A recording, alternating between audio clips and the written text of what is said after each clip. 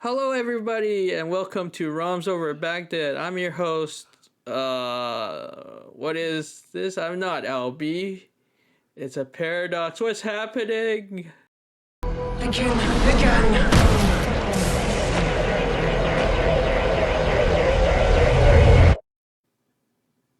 Hello, everybody, and welcome to Roms Over Baghdad.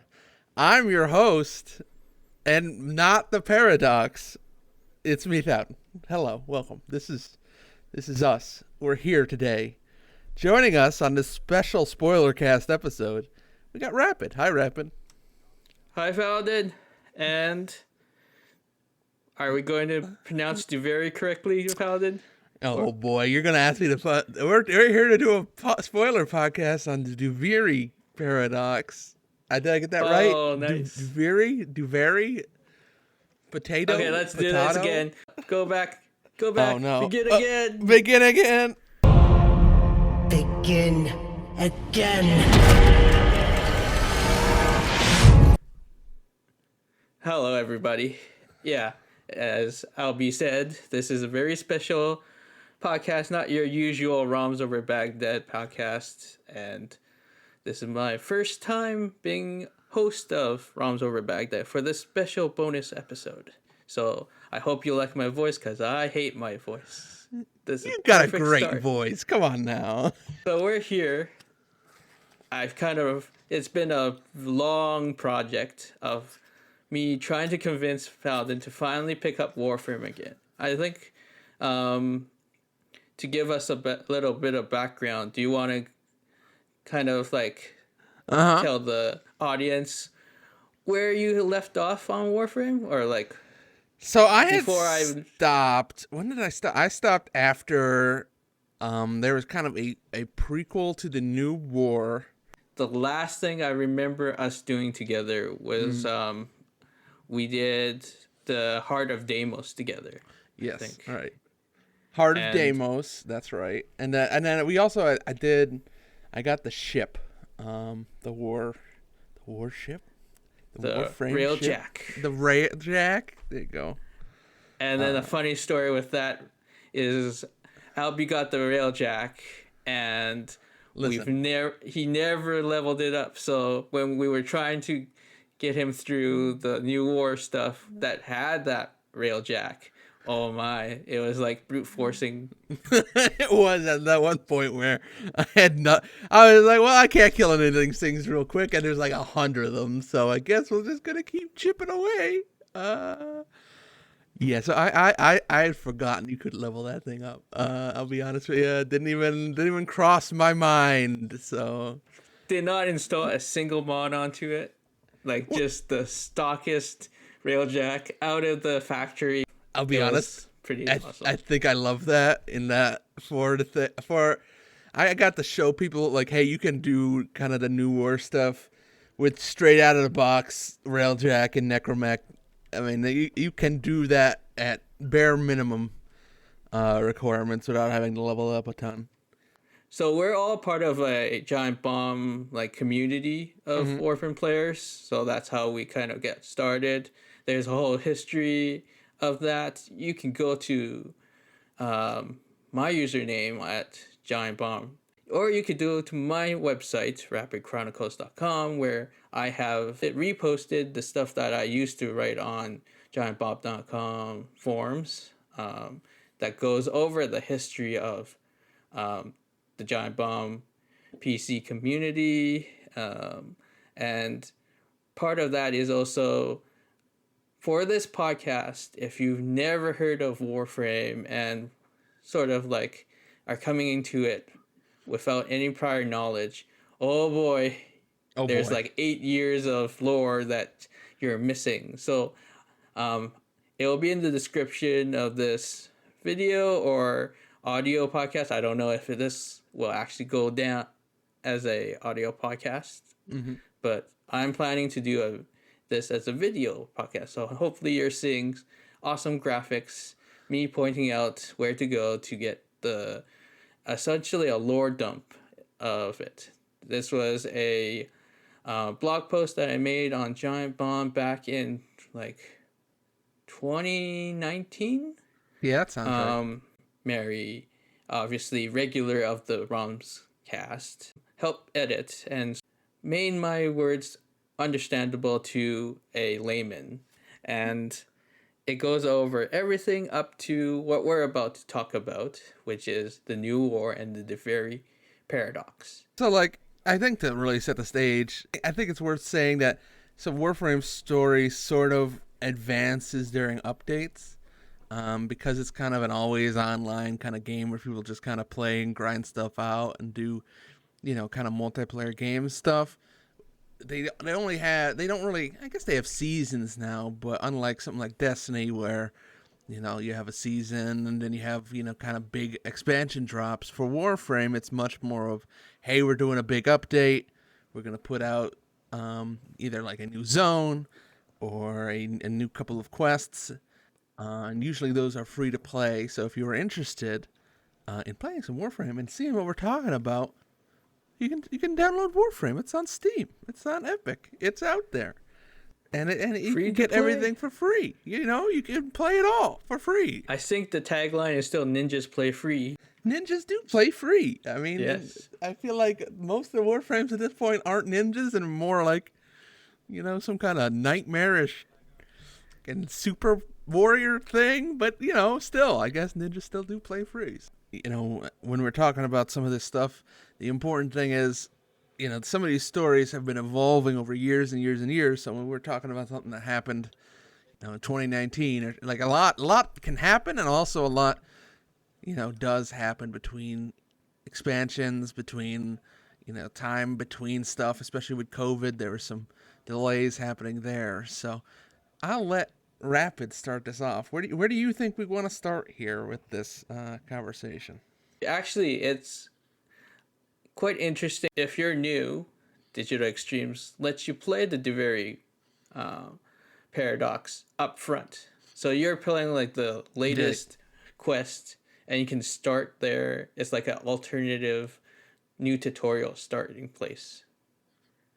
Really? So, okay. I mean, I guess that makes sense.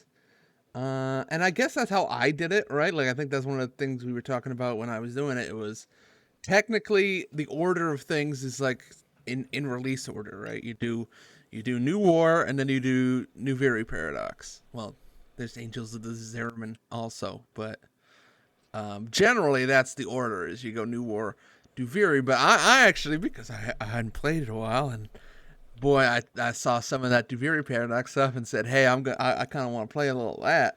I went in kind of the incorrect order, or in a different order than probably was thought about, and I did Duviri to New War. So yeah, you were kind of the guinea pig that I wanted to see if someone kind of went that order. Where us veterans, like, we pretty much knew going in what the Duviri Paradox was all about, even though like we haven't seen it before. Like the amount of footage they showed in like TennoCon and previews, kind of, we knew that we're going in as the Drifter, and because we played the New War, we already knew we're introduced to the Drifter.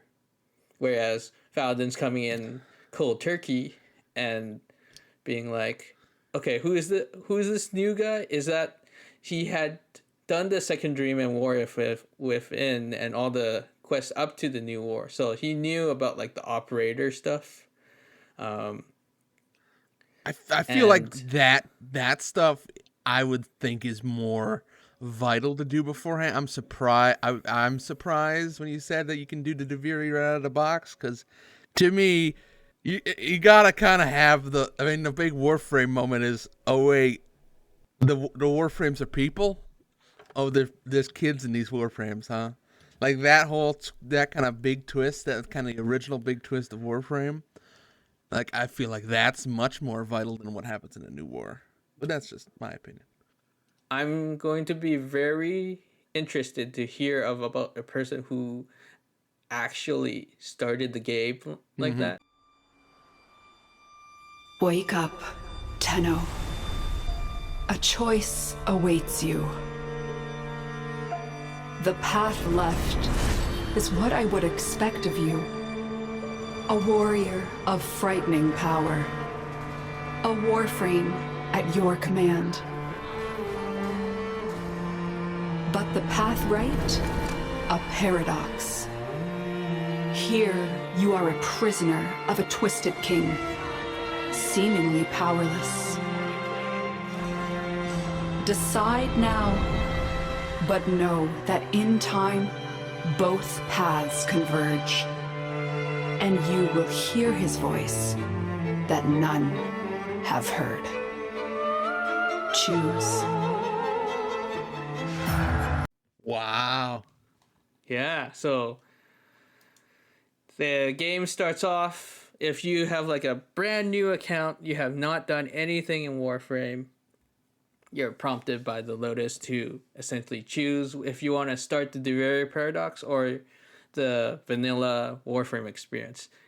And my critique already on that intro is they show the Excalibur with a melee weapon, right? Sure, yeah. Where that mode is primarily you shooty. And then they show the Drifter, who is, when you play the Drifter, you're primarily using a sword. That's true, yeah. But they that's showed a good it point. with a pistol.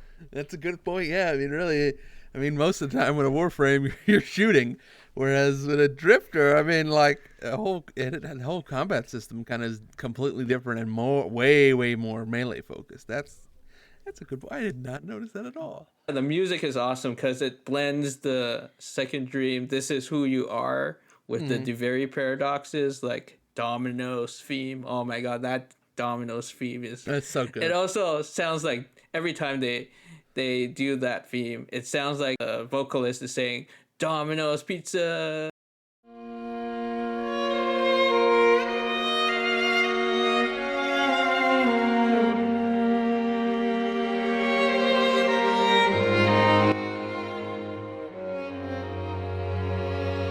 Dominus, oh Dominus, Iraca contemneo,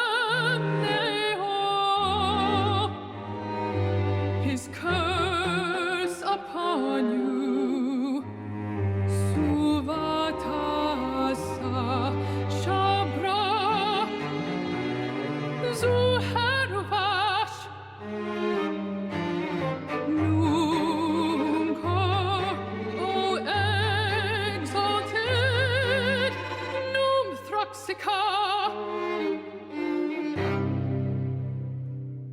If you had played Warframe already, like Thouddin did, you basically, when you log in now, they will give you the option as a pop-up. It just popped up as a regular quest for you. Yep. Yeah, they definitely try to be like, hey, you could play this now. So I think that's actually interesting from a design point from them to kind of go like, and I wonder how much of that is kind of the studio slowly shifting more towards the development of the other game too that they're doing at the same time, where it's like, you know, providing more options, opening the game up a little bit more, just giving more options for players, especially when they start stuff, because they probably are looking for some good PR here to get new players in. So it's certainly a very interesting thing that they have. Like, yeah, Thouddin's referring to their like new separate project called Soulframe, was pitched at TennoCon last year as this like Souls, like, they didn't really say that, but everyone from the promo trailer that they did cut, it felt like a very more methodical melee focused. It's a very Strand looking game. The guy like wakes up naked in a puddle, and it's just like, is this Death Stranding Warframe? that's a good point. Yeah, I thought it was really interesting just because we had kind of remarked about that you know, Duviri came out and it's melee focused much more. I thought that was very interesting from like they're making a Souls-like game, so I wonder if some of that, if they have been playing around with stuff, prototyping and doing that kind of stuff at the same time. Yeah. But yeah, cool. To now dive into the two stories, I just want to kind of give a high level summary of both quests, how they kind of interjoin. We'll probably go into more detail, but at the very high end of this, we begin with two separate storylines happening concurrently. So the new war and Duviri, if it wasn't clear, is happening relatively the same time. It's kind of like a Doctor Who situation where you have the Drifter and the Operator, and it's kind of like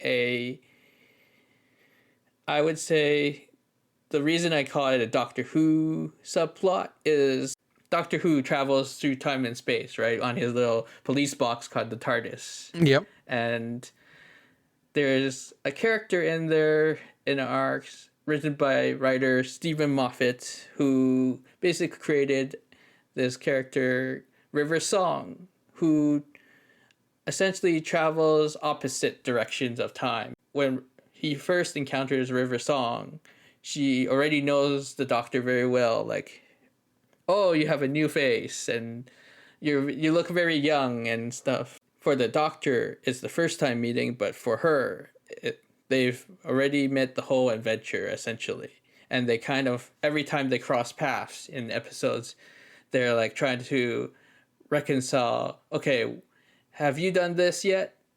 Or have we done this? She keeps a journal of like the Doctor to kind of note how far in the relationship they are and stuff like that. You know, I think of it like Time Traveler's Wife, where Yeah, you know, exactly. like they pop into each other's, like, wait, what? How old are you now? When is this? Very much trying to figure out what to say and what not to say in order to prevent certain things from happening. So it's very much like, hey, we're here at this point in time. You're 24. I'm like 73. Like, how do we? What do you know? What do I not know? You know, that I think even like 12 Monkeys, they kind of did the same thing, the TV show, where, you know, bouncing back and forth, not really knowing who's who, and kind of playing at the same time of like, well, this person looks the same, but they could be much younger, much older than would be thought of just from how they look. So like the first time he's meeting her is the last time she meets him. And it's kind of like racing to the day he finds out who she really is the first day that she met him. The new war is when the Drifter has already met the Operator and knows exactly who the Tenno are. I think in one of the cutscenes they were like, how's everything going, when they finally meet the first time face to face for the Operator. Mm-hmm. He's like, how's your Warframes? How's the Lotus? How's the Ortis? And like, are you still going after Ballas? Yeah, and it really, I thought that was really interesting because it was like, wait, so Ballas isn't really even on like the scale of something else that's probably coming. Like, you know, like he very much seemed like a nonchalant, like, oh, you're still fighting that guy. Oh, him, right? He was kind of a pain, but yeah, we got a lot of other stuff going on right now. It's pretty funny, like, especially to imply, like, hey, there's going to be more expansions to Warframe, and there's other stuff going on. Like, I think that's cool. It keeps it interesting. You always have now a question of what's in the future. Yeah, and then from the Duviri side, that was when the Drifter had no idea who the Operator was, and it was kind of a discovering from Teshin. Oh, like almost like the Tenno are a myth kind of thing, right? Where yeah, right. Teshin is like, I'm going to teach you who are the Tenno, and because in Duviri, it's like a paradox where the Tenno are trying to help the Drifter escape a time loop prison. They find themselves in a constant like Groundhog's Day. Dominus Thrax, that you heard in the intro, controls this loop place called the Duviri. And yeah, like, is Duviri is it a place? Is it is it like is it a bundle? Like there's never, like, they never really go into it, but like, would you consider Duviri like Is it a physical place before the loop, or is it just because of the loop that it's a place? Like, So you find out that Duviri is like a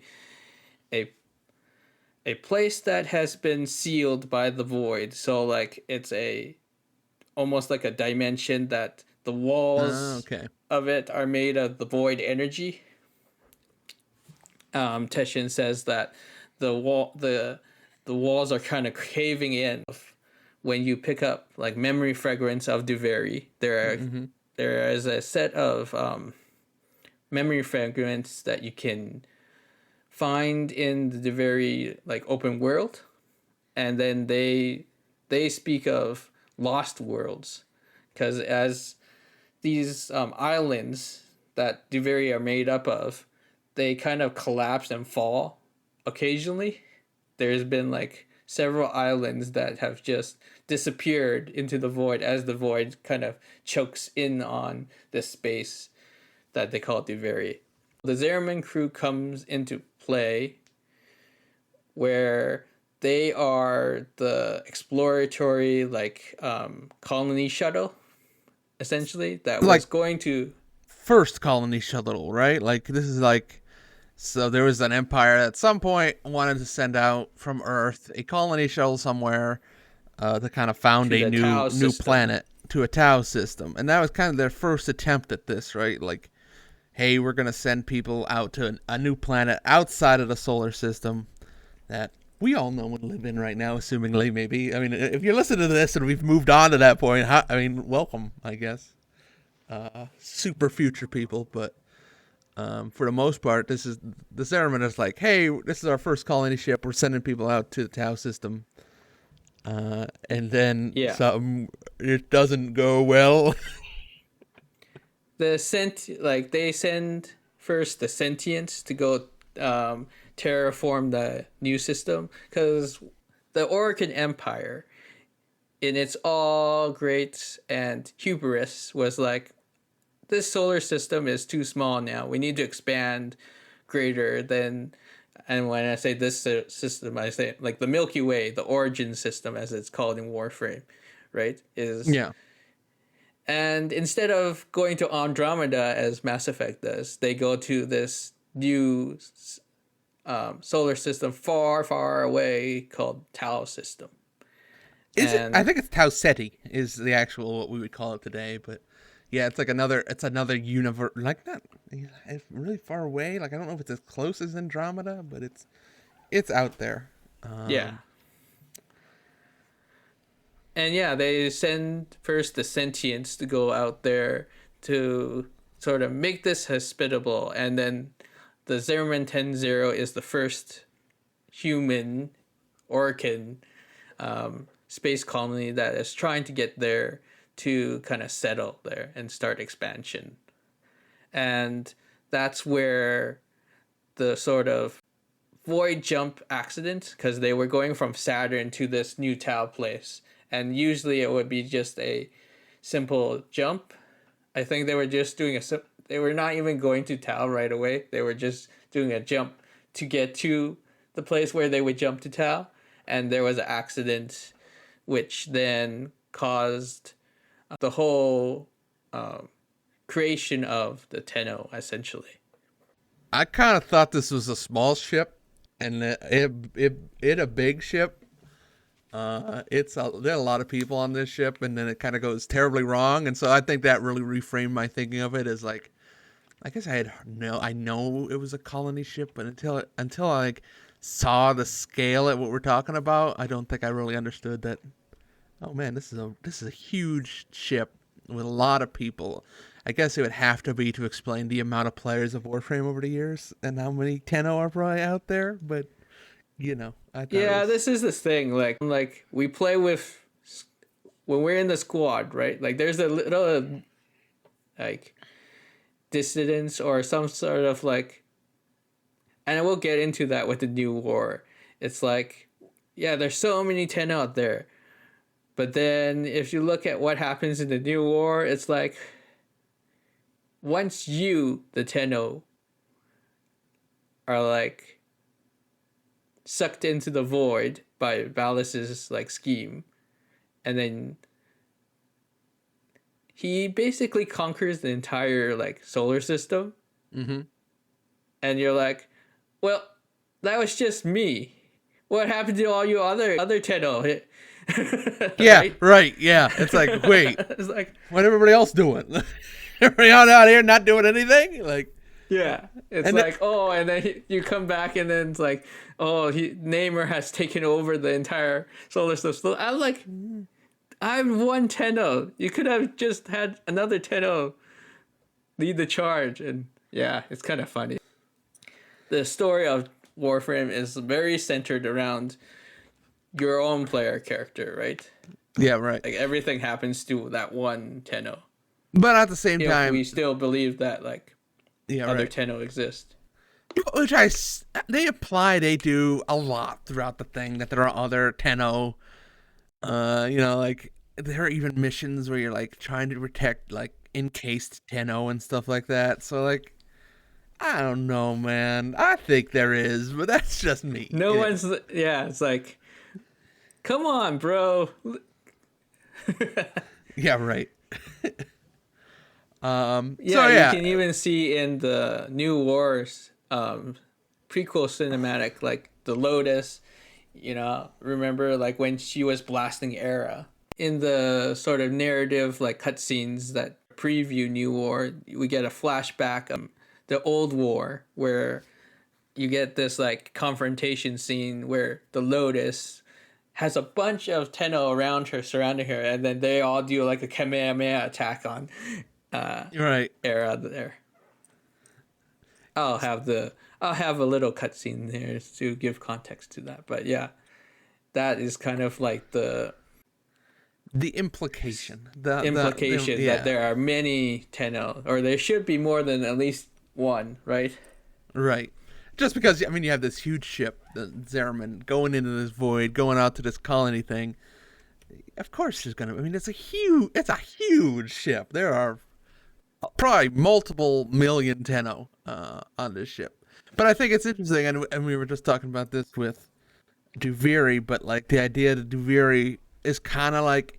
I don't know if you played Warhammer very much, but the implication of old Warhammer is that Warhammer Fantasy, the ones with like the Rat Men, exists at the same time as 40K with the Space Marines. It's just sealed off for some reason by, I don't know, the Chaos Gods to a certain extent. So I think it's like actually there's both, right? So in 40K, it's I mean the Warhammer Fantasy universe definitely exists. It's just sealed off somewhere else in another universe or something like that. But in fantasy, Warhammer 40K is actually just in a little glass bottle universe sitting on a shelf of one of the characters. So like, they kind of imply back and forth. But I think it's interesting that Warframe kind of does the same thing with Duviri. Is like, hey, there was a universe at some point, or a place here, or a planet, whatever you want to say it, but then the Void kind of ate it until the Zariman shows up, and it's like, oh, hey. Changes things, right? And like, it's interesting, because if you ever look at the horizon of Duviri, you can see the Zariman there in the sky. It's the butt of the Zariman. So it's the rear of the ship. And if you look at it on the regular Warframe or map, you can see when you do unlock the Zariman location, it's the front of the ship. The Zariman is a sort of like divide between Duviri and the origin system. Literally. And that kind of makes sense. Like, so one of the characters that we see a lot in Warframe is the man in the wall, and if we imply that whatever the wall was is the divide there in some way between the Void and the origin system, then it's like, oh, so that's why everything has gone super crazy. It's like you have a ship stuck in the wall as like a breach, as a hole there, letting stuff in.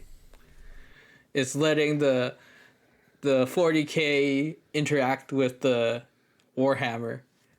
Yeah, it's letting the Duviri interact with the new war, or vice versa, which is really interesting.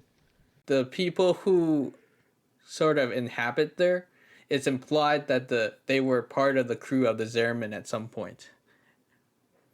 Oh, okay. Yeah.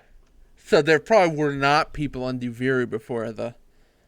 or maybe there were at some point, but then also the people on the Zariman moved on to the Duviri. But man, I guess that makes sense. That's a cool idea. In one universe, the Orkin did find the Zariman out adrift. And when they boarded it, everyone but the children were left on the ship. And that's the children then became the Tenno, because the Zariman's full name is the Zariman 10-0. And so they named the children the Tenno. Right, okay. But then all the adults either died or they were gone. A lot of them found themselves probably in Duviri. Or the children that did not make it out were not rescued by the Margulis and the researchers. Probably all fell into Duviri. That makes sense. Was the implication. And there's always been the implication that, like, whatever happened when they went in went really badly for the parents, the adults. And so I guess you could imply maybe the adults ended up there on Duviri, but I feel like there's probably more there about the adults and what happened to them. But I like the idea that some of the kids just ended up on Duviri. That's a cool idea. So that's Duviri, a time prison controlled by an emperor named Dominus Thrax. Dominus? He is kind of playing with the Drifter. The Drifter is unable to escape until a fruitful event happens. And that is tied to the events of the New War. So before we get into the Duviri and into the details, let's go overview of the New War. The New War is supposed to be the most current events of Warframe, right? Like, yes, most up to date. Most up to date. The sentient invasion is happening. It's a lengthy quest where you play as like different characters as well. Like we got to play as Call and the Corpus. Do you remember the Corpus guy? Oh boy, something with Vio. Are we Alan V and we forgot his name already? Oh, I might have already forgot his name. I think it's like Vino Bibbit. His name is Vessel. Vessel. Well, all right. Okay, listen. He was a cool guy. We love him. We respect him, but he was I'm old. He was your run-of-the-mill engineer that, as the New War was happening, we learned that Alavid has kind of like betrayed the Corpus cause and just like we're gonna be cool with these new sentient masters. So right? Yeah. Can I ask one question? So basically, my memory, and this might be my memory of it.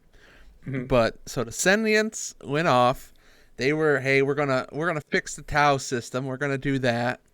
At some point, obviously the Zariman went, but did not actually arrive. And so the Sentients kind of became self-aware. Were machines that kind of had enough time there in the Tau system, or whatever happened in the Tau system. But became aware and really did not like the Orkin. And so came back, and that was the old war, because they were like, "Hey, we don't like you guys, what you're doing, Orkin, so we're gonna attack." And so then the Orkin say, "Okay, well that's not good. They're robots and they're a lot stronger than we are. So we need a lot of weapons." They make the Warframes. It's a whole deal, a whole spiel, as it were. But then, so for the new war, it's like. I can't quite put the piece together of like what actually led up to the new war part of it. Can you elucidate? Yeah. as it were. So you're right. Like the old war was the sentience gaining a consciousness or sentience, right? Consciousness and kind of like becoming like the GIF, right? Sure. In Mass Effect, where Or like the Matrix robots, right? Suddenly Yeah. they rise up from something. they saw that the damage that the Orkin had done to the origin system, and basically like, you're not going to go and break another universe. We're not going to. They've grown accustomed to living in Tau that they don't want to, or at least we're given narrative implications from what Natal has told us. He explains like her father used to be a farmer. We're basically manipulated by the Orkin to do their bidding, and in some ways, the new war is because they're still being manipulated by Orkin, specifically Ballas. The prologue cutscenes implied that like Erra is in charge. Erra's Natal's brother, right? After being kamehameha'd by Natal back in the old war, as we saw in the cutscene, she's like, you've been manipulated by the Orkin to do their bidding, and then to the point where you killed me, right? Right. And now I'm back.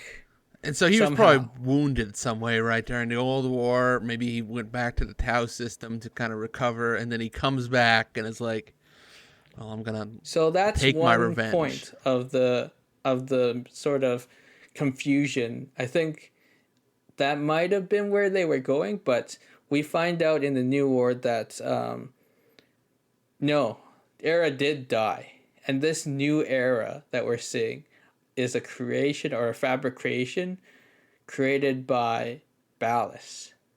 Oh, Sort of, okay.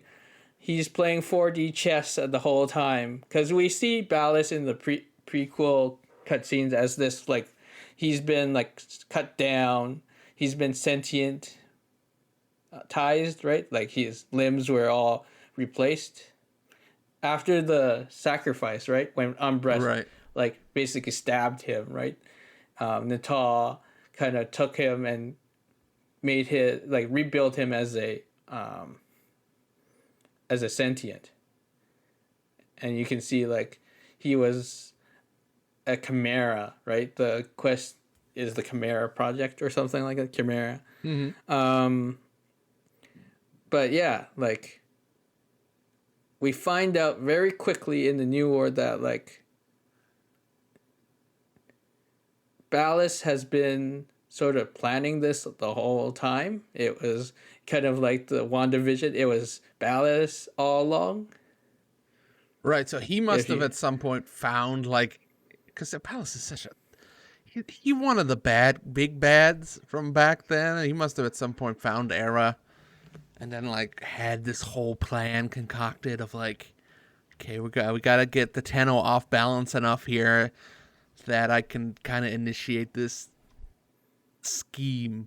But originally I thought it was the new war was going to be, oh, here come the sentients again. At some point they realized, hey, Hun Hao is still around, and some of these other people, we got to send basically another army in.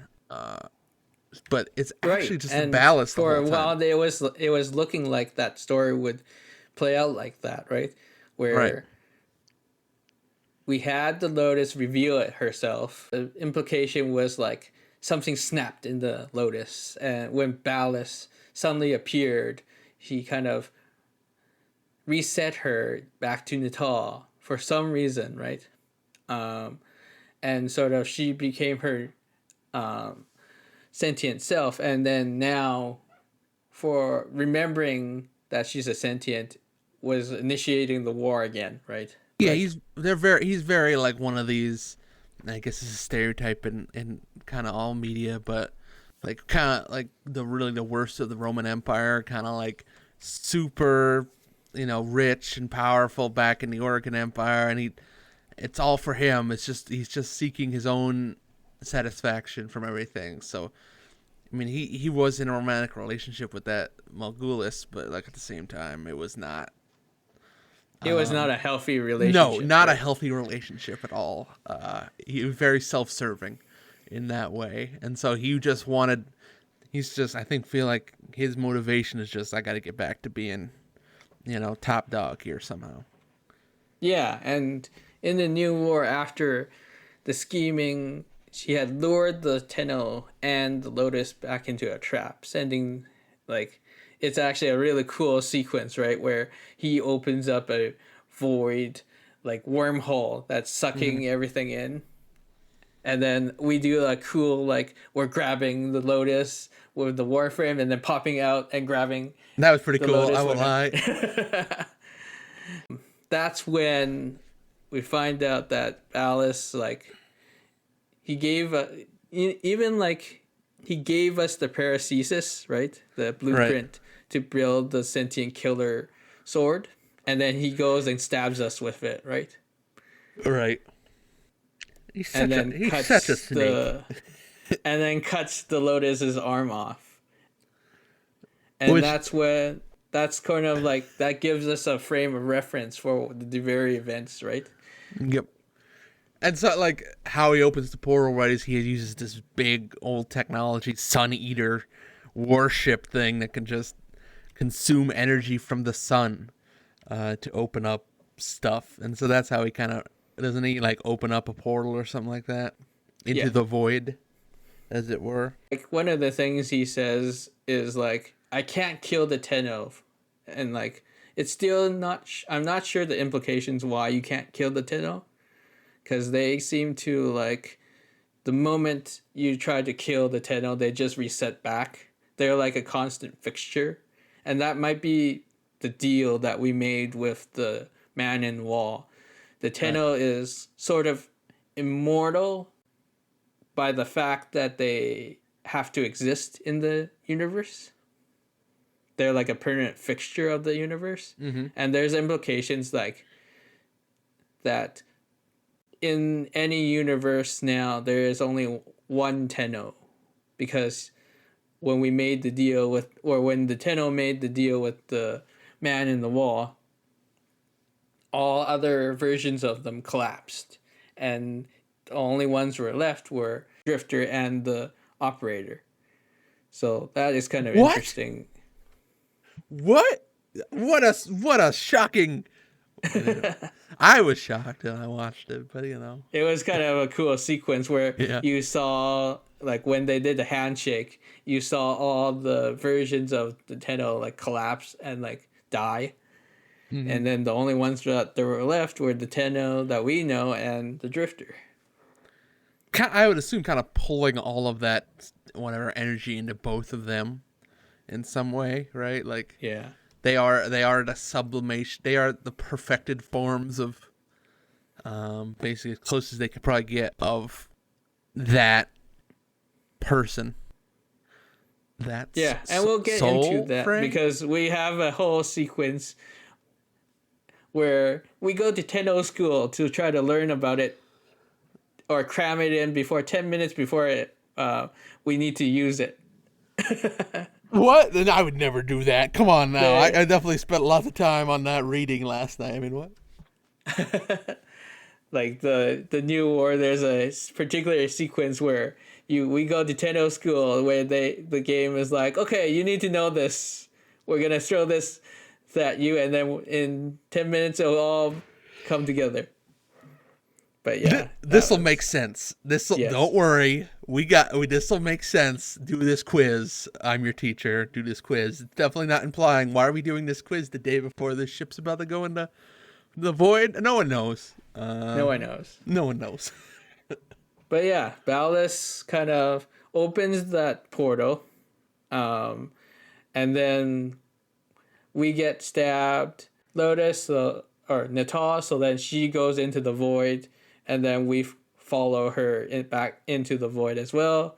Ballas calls it, if I can't kill the Tenno, then I'm going to send them to hell. Implying that the void wormhole is hell in some way. This is where we said that this is kind of... Where was the rest of everyone? There's a time skip after the events, and we learned that in that time gap, Ballas has pretty much brainwashed the whole entire solar system, and everyone worships a deity called Narmer. Not Namor from Not DC Namor. Comics. Not Namor from... No. Namor is from Marvel. I'm sorry. Yeah. He's a fish man. He's not the fish man did not make it into Warframe. But now you have Ballas. Oh, well, there's gonna be a fish Warframe at some point. Oh, there's gonna be a fish war. I mean, there already is. It's called the Squid Man, but that's just my opinion. Yeah, Hydroid. Yeah. Okay, Valden, what was your initial feeling when you saw the map, like the new star chart? You're like, oh, here we go again. No, I can't do this all again. I can't. I can't do it again. There's too many planets. I'm scared. Yeah, basically all the planets gets like reoriented to like, it kind of looked really cool. It's like, are we going to have to retake everything from the solar system again when you first see that map? I thought that was cool. If they had actually went there, I probably would have been okay with it, but I was like, oh my god, no, I can't. So many hours.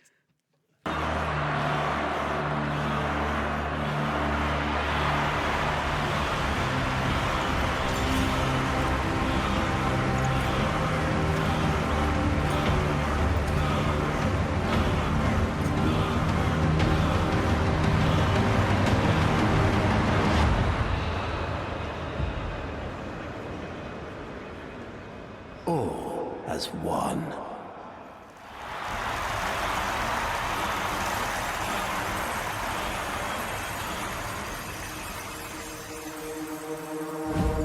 I stand before you, last of my kind, an orphan of Tenno massacres.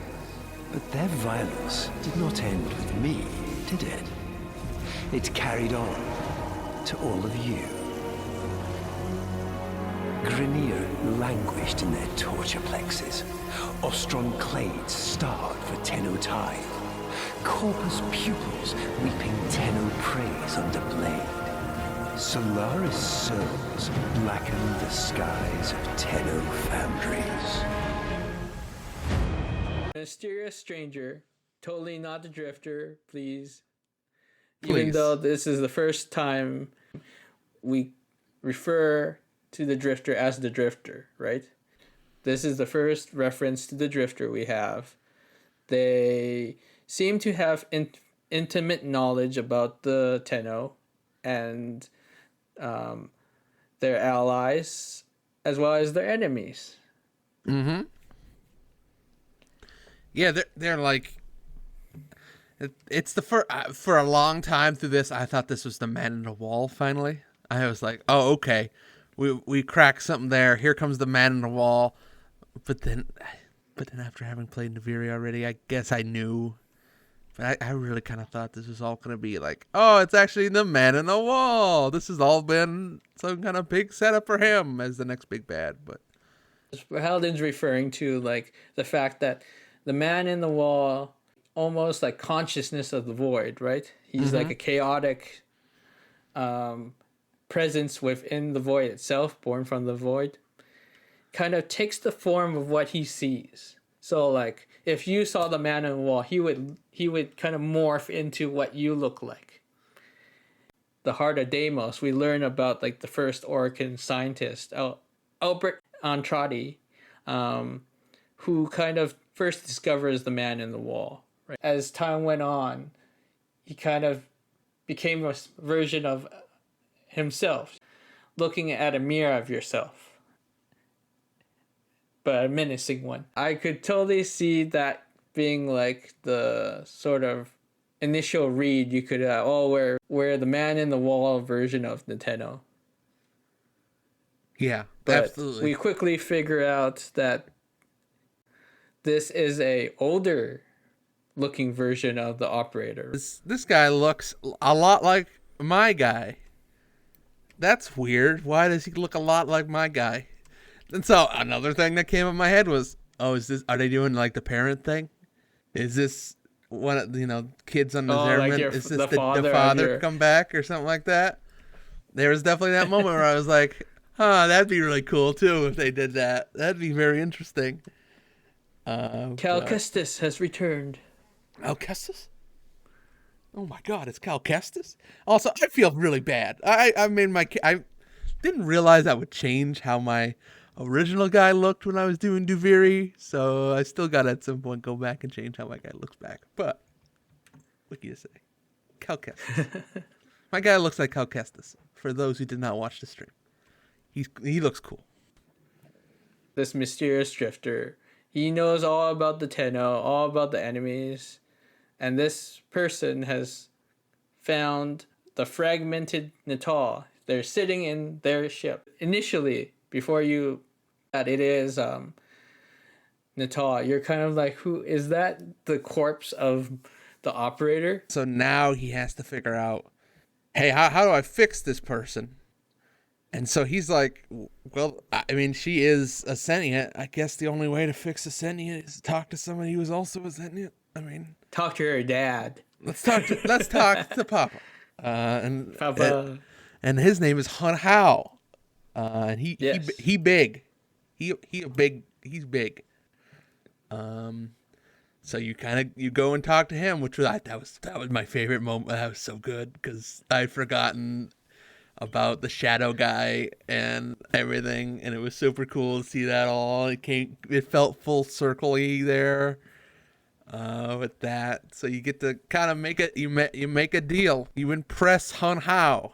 This was like he was like a more nonchalant Tenno. Like the personality of this new drifter was like, oh, you know that I know that I'm your only hope of getting your daughter back. So yeah, of course you're gonna help me, right? Like, right. This drifter's got an attitude. Yeah, this drifter feels more like a dude, you know. Sometimes the operator stuff feels a little like super high level, like this person is like almost godlike, like he's like not. This isn't a guy who would enjoy a burger. Let's just say that. This is a guy who likes. Well, it's important to note that this drifter doesn't have any of the Tenno abilities. He or she is coming in with no like powers, right?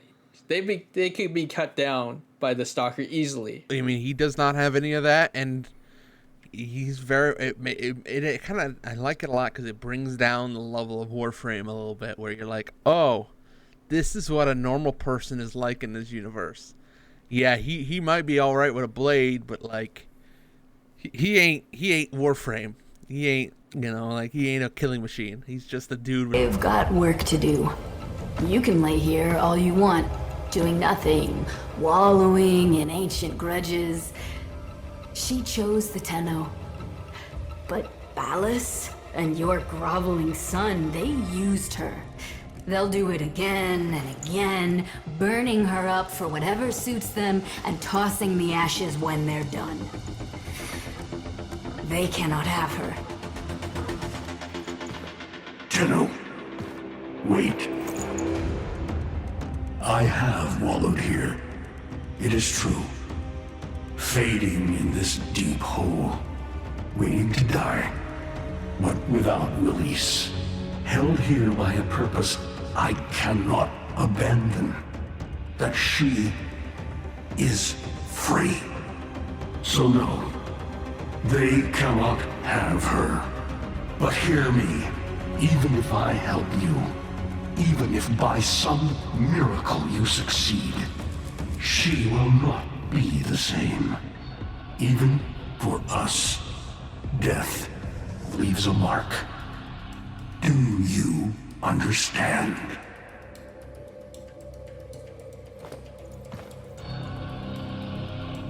I understand.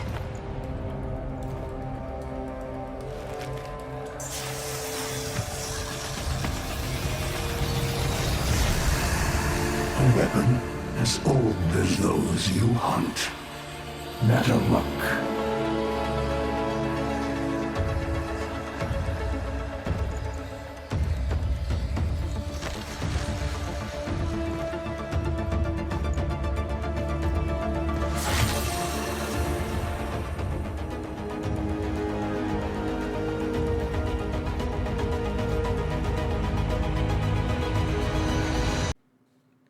So Han Hao kind of was like, okay, I get your point, new sexy Tenno.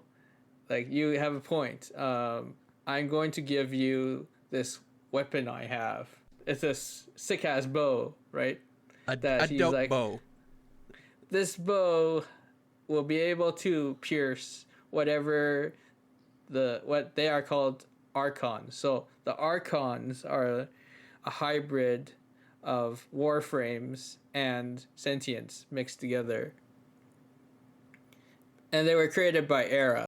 He thought it was poetic to kind of take what the Orcan had created to kill the sentients and then engineer a sentient that could kill all the Orcans. Prior to meeting Han Hao, you were kind of pursued by one.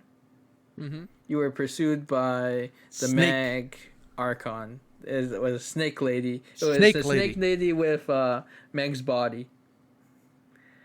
Yeah, I think it's really cool design. Like each of these things that Erra has created have like a animalistic theme to them.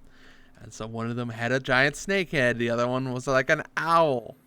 And then there was the wolf one, which is Archon really cool. Boreal is a Loki with a owl head. Archon Amar is Rhino Prime with a wolf head. It's so cool. That's such a cool idea.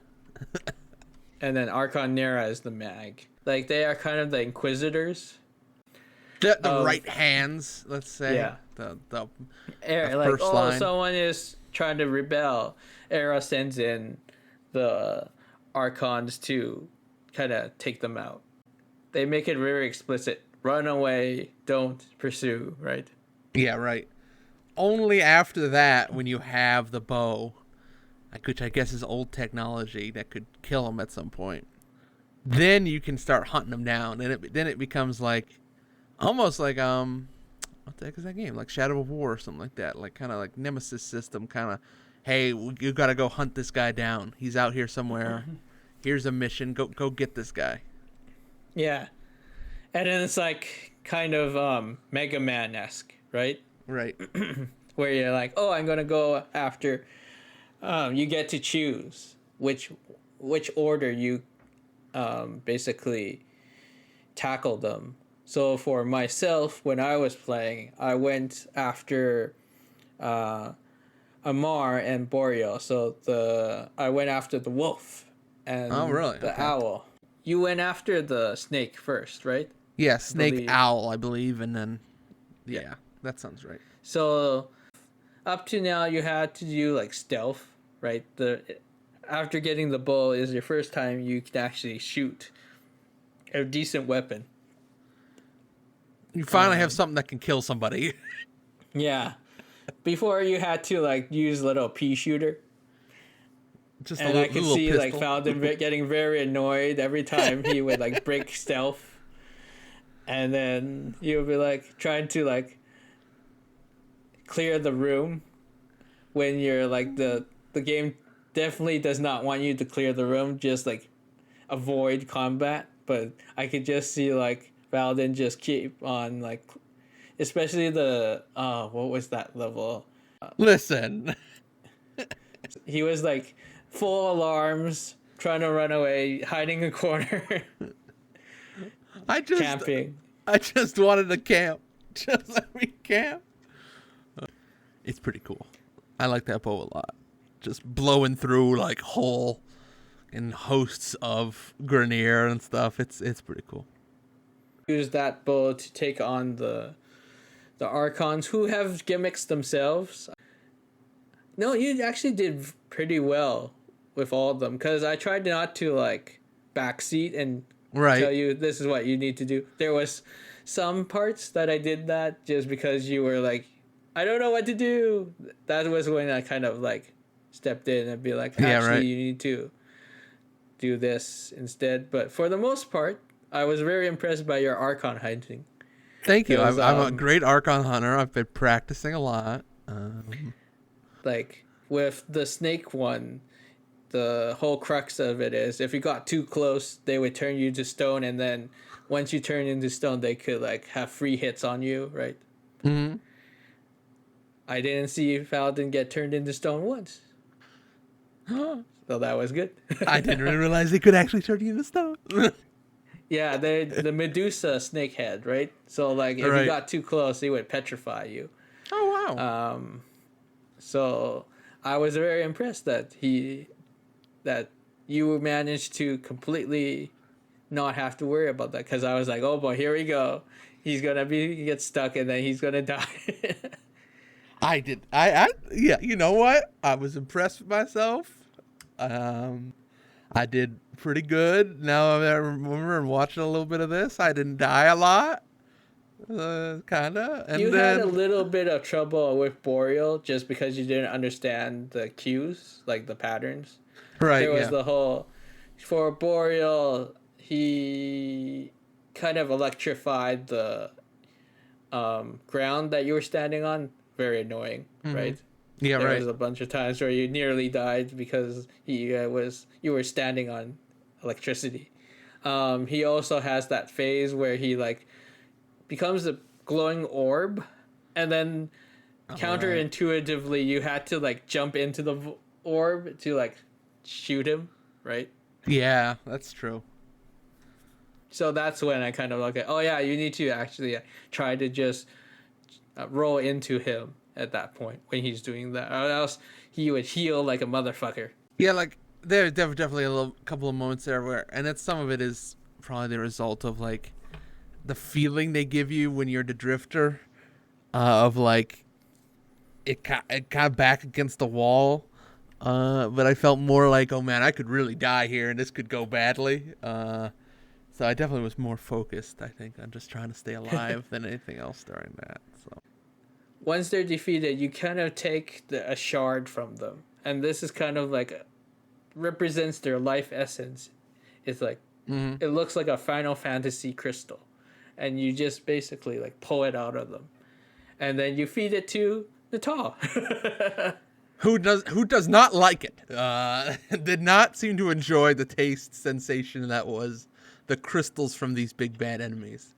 I don't know. She looked like she wanted more, and then like got hostile when she woke up. So, yeah, the first time you feed it to her, she regains her form. You can see like there's her body, her arm is back. Ooh, and the second time when you fed her, she wakes up and goes berserk, and then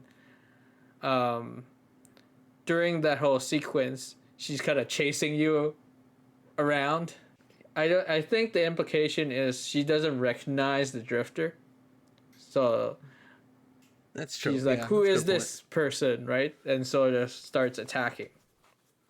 And then we cut to like a hard cut of we're back on the Zariman ship, and this is when we talk about we're going to school, because it's a flashback of the Zariman ship with all the Tennos in the little nice classroom. You got your kids not listening. Some kids are over there are not listening and just goofing off. They're all having a happy day. There's an AI. God, AI is replacing teachers. Who would imagine such a thing? I mean, wait, what? It's happening now? There's a cephalon, I guess. Okay. A cephalon is not an AI because it's the consciousness of a person trapped inside of it. Yeah, and so that's the one good thing to mention now. So I guess Isn't all of these things, even the robots sent to the Tau system, even the Sentinels, aren't they all just people at some level? Like, aren't they all just humans to a certain extent? Either like the experimented Orchid on, are anti-AI. So like the sentients are AI. Okay. are AI, and then it was a huge blasphemy or whatever you call it. Like that's why they're like kind of illegal. Illegal AI. You know, Yeah. we set them out to do the terraforming, but we kind of did it on the sly. A scientist kind of did it on the slide. They didn't tell them that these were AI. Like they kind of sent it out. It's like, oh yeah, they're good. They'll go. These machines with no AI, of course. We're gonna send them out, and then turns out they evolved and became sentient, right? Yep. But yeah, Warframes are not AI, right? The Warframes are people. The people are people, and also everything is people here. Yeah. So it's very funny. It's like everything is just like genetically modifications of humans in this, besides for the sentience. So it's cool. I like that part of the lore. Yeah, it's disgusting, but it's kind of cool. But yeah, we get a flashback of moments before the void jump accident where we have a pop quiz. The AI is teaching us about, what is it? Eternalism? Eternalism. Theories of time, I believe. Presentism. Presentism, the obsolete theory of linear time, posits that now is all that is real. In this frame, the present absolute, the now, moves constantly toward the future. When are we ever gonna use this stuff?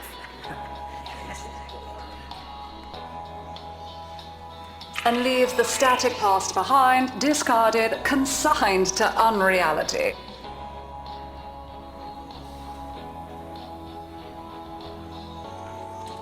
The future remains to be discovered, but is less real than even the past.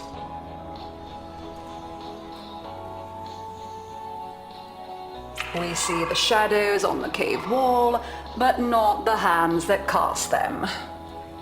Basically, the only reality, the only real thing you can experience is the present. The past isn't even real at all. The future isn't. This has some interesting implications, but like the only thing that matters is the present moment. That's it. Yeah. It's absolute presentism. And then they contrast that with internalism, which is saying that it's kind of like the example they give is kind of like Skinner's box, like with the cat. Is he alive or dead? Where it's kind of like quantum mechanics where both things are true. The void offers humanity the truer telling of eternalism, that now is merely a facet of a great block. My head hurts. It is relative, and we can change the frame. The tyranny of the present absolute is overthrown. Tomorrow is now its equal. I mean, it's that choice, that moment of choice is the only, it is kind of the deciding factor between what's real and what's not real. Yeah, so that they basically give you a whole lesson on that because we're gonna need it in a few minutes. There's a whole like quiz that I was like, Thouddin, pay attention because you'll need to know. I was not paying attention. I zoned out completely. I was like, oh, okay, all right, quiz. Let's go into really deep philosophy here. Oh boy. And then I realized there's a quiz and I'm like, oh man, I should have listened to this more.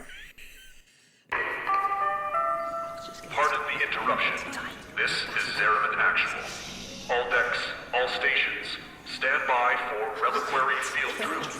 Students, please direct your attention to the windows. You may find this instructive. In 10, 9, 8, 7, 6,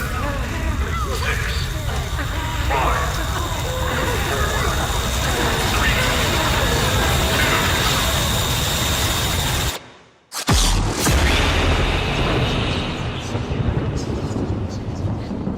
There's kind of like an intercom that comes up and it's like, hey, everybody, we're going to be doing a void jump.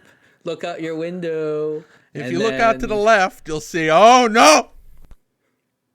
Yeah, you see Saturn's ring and then, what's happening? the whole ship starts shaking and cut to black, implying that the void jump accident had happened.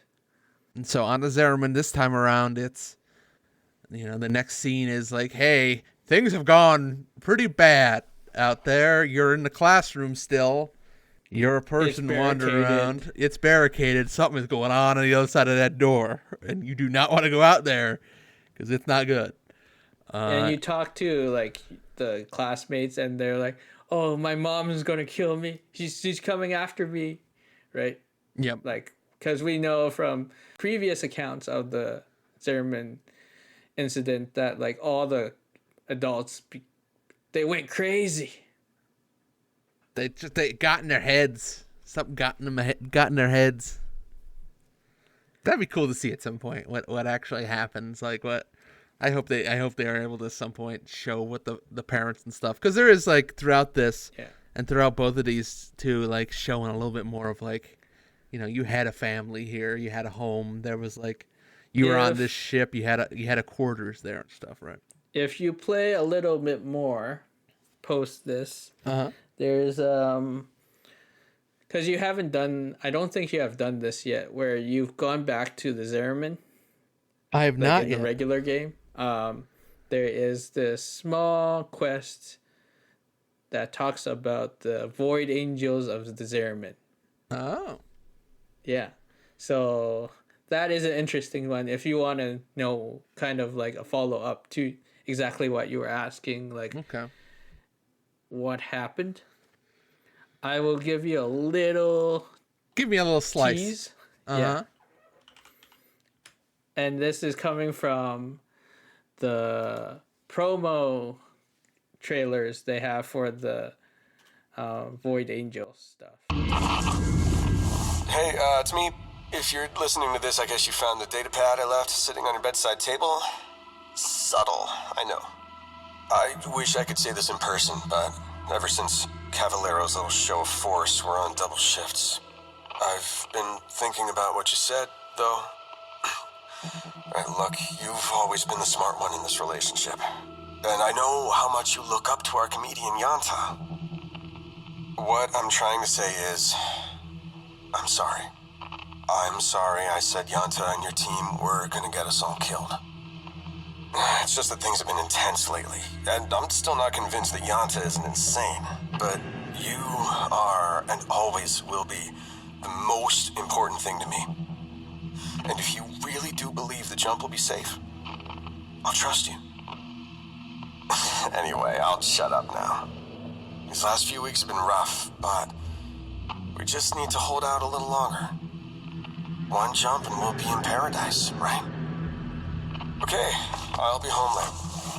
Love you, my angel. Pardon the interruption. This is Zariman Actual. All decks, all stations, stand by for reliquary field drill.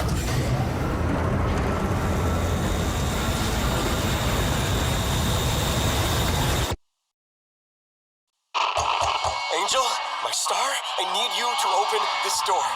I know you're listening to these messages. Please, I'm scared. Things are getting really bad out there. I went to look for supplies and...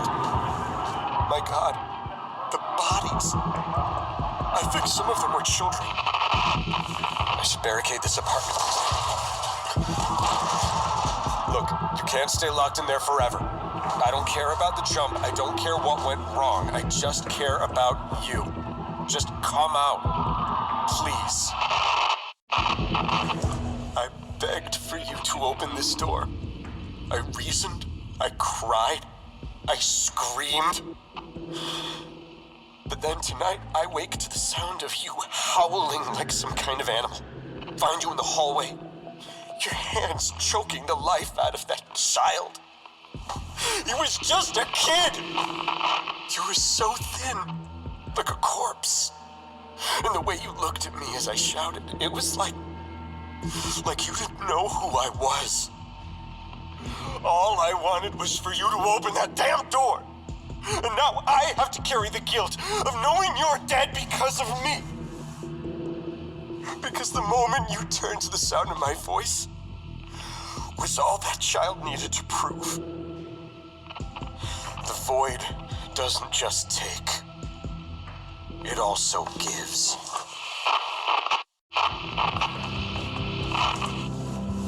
How many more days can I go on? Choking down these rancid scraps, hiding from the sounds of their laughter.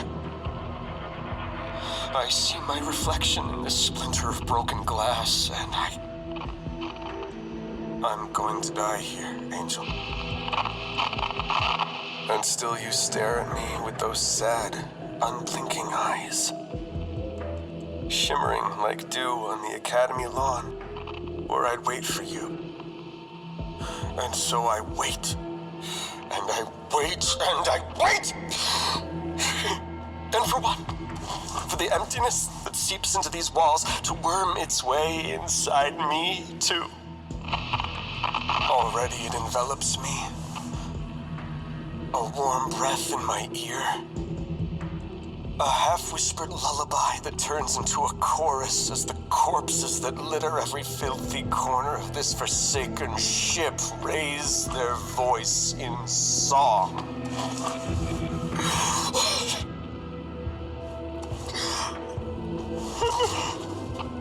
And then I see you.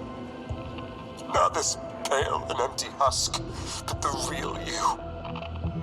Crowned in Harvest Festival flowers as we dance.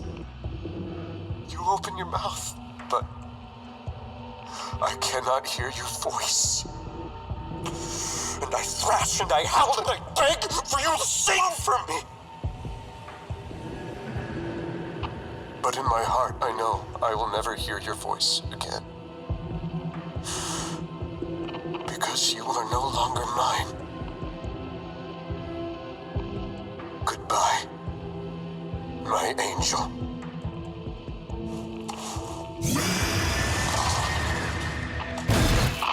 I applied before, like something was getting in their head. There were a lot. Something was, affecting their perception. Of something there. I mean, you can clearly see a couple times where he's talking about like, I could see you and like a heart, like I could see you there. You're like you look at me, you don't see me. Like very much like, something was affecting his perception of it, and they started just going crazy. Now, like I always assumed like it was a very quick process, but that seemed like implying, it was over. There was a length of time where they started to lose it, right? Like yeah, it kind of like reminded me of the indoctrination. Right. Like going to go back to Mass Effect. So maybe this is wrong. Maybe we shouldn't talk about this right now. But how long was the Zariman? I know time is. The presentism. How long were they in the void or experiencing that part of it? Do you think, just from your theory wise? Maybe they haven't said that. It must have been quite a while because, like, from what we know of the counts, by the time they were rescued or found again, like, there was no one left. All the adults were gone by then when they found them. Even the kids, like, even the Tenno had initially, who've been rescued, like, they were fucked up by the void energy, right? To the part where Margulis had to step in. Like the pods that you find us in the second dream were created to suppress the Tenno powers, right? So they had to have been quite dosed at that point, right? Like Margulis had suppressed your powers by like wiping your memories away of the event, like the traumatic event. The reason that you kind of don't remember what happened to you on the Zariman is the Margulis slowly like sort of took those memories away so that you could be chill and cool. You could be a functioning individual without like the trauma of it. Okay, so that would imply it was a long process. It wasn't the warp happened and immediately everybody lost their minds and the whole thing happened. Yeah. So you kind of walking around the classroom in this cutscene, talking to all the other kids, kind of great world building stuff. I actually noticed in the back of the classroom, like, hey, wait a minute. You look a lot like me. Also, you're like knocking on the window. Can you stop knocking on the window? And it's like, oh no, that's just a man in the wall. It's a callback to the Chains of Hero quest. That's kind of the first time we learn about the man in the wall. Man, it's been too long.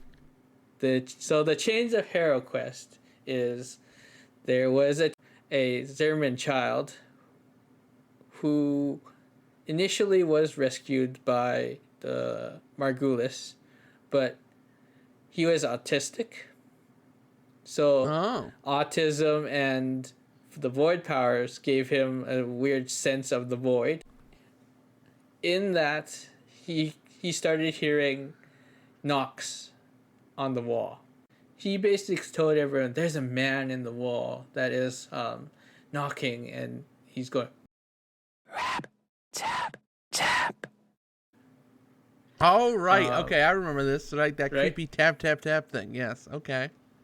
It's now a meme now. There's like a bunch of different videos that use that to be creepy and stuff. But anyways, in that is the first account that we got of the man in the wall.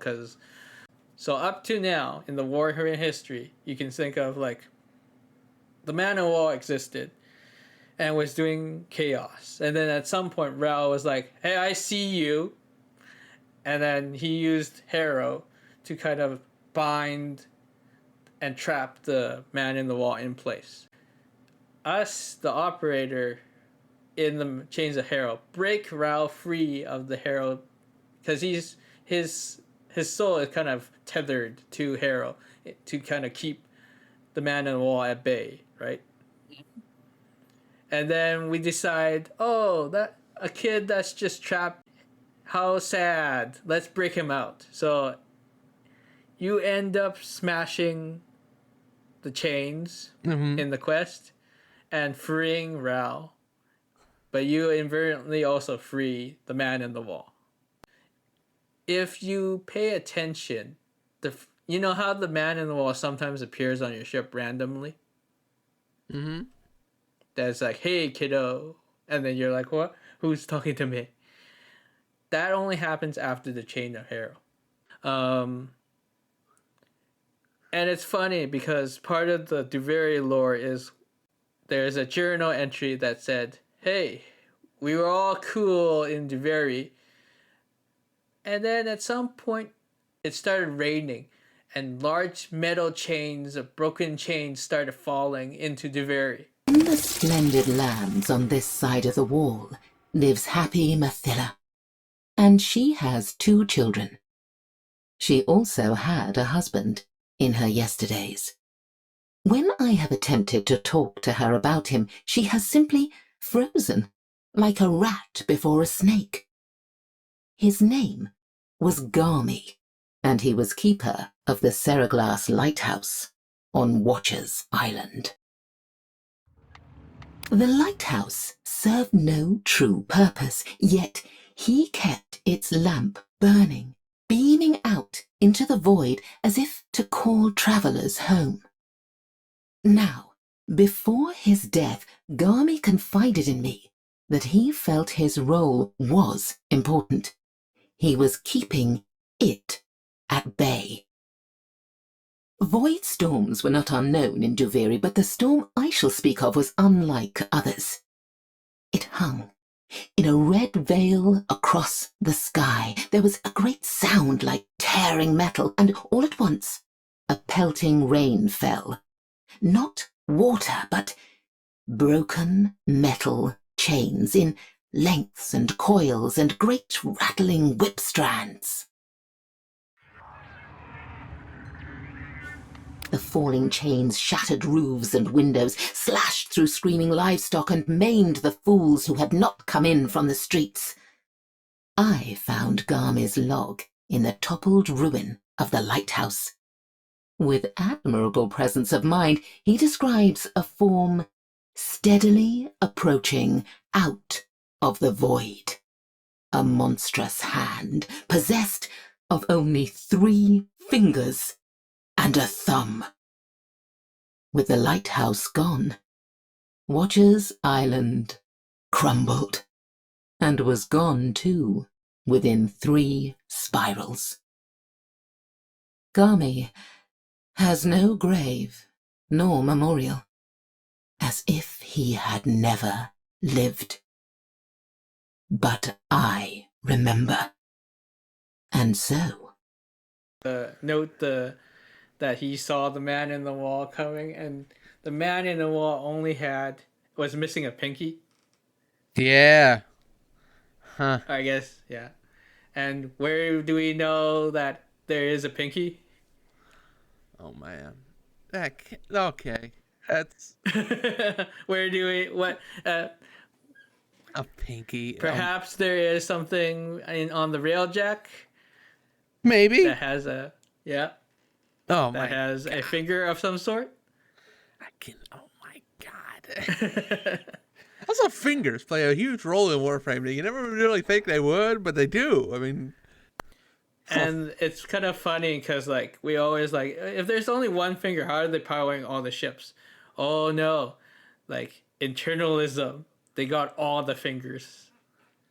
They both have all the fingers, and they have none of the fingers.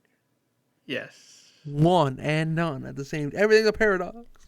But yeah, apparently that powers the Void engine is a part of the man in the wall. So basically, it's like, hey... The man in the corner is like, hey, so I guess they're coming through the door at that point, is the implication. They're finally breaking through, or like, hey, you need some help. The man in the wall is going to help you here. You can only last so long in this room, isolated with the adults outside. So I'm going to offer you a deal. Here's the deal. And he doesn't really tell you what the deal is. But, it's always good to shake a dude's hand who's offering you a deal in a creepy room like this. Always a great idea.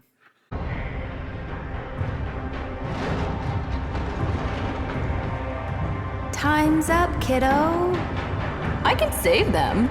All of them. But you have to want it. Let's say we shake on it.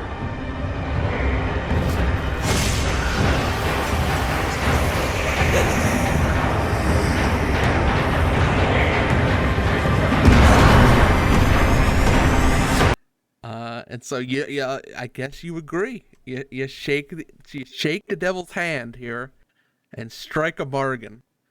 That bargain allows you to pop back out, and you're just out there. And now, instead of the Drifter fighting a kind of enraged version of the Lotus, it's the kid version of you again. It's like, oh, hey, I recognize you, and it kind of calms her down.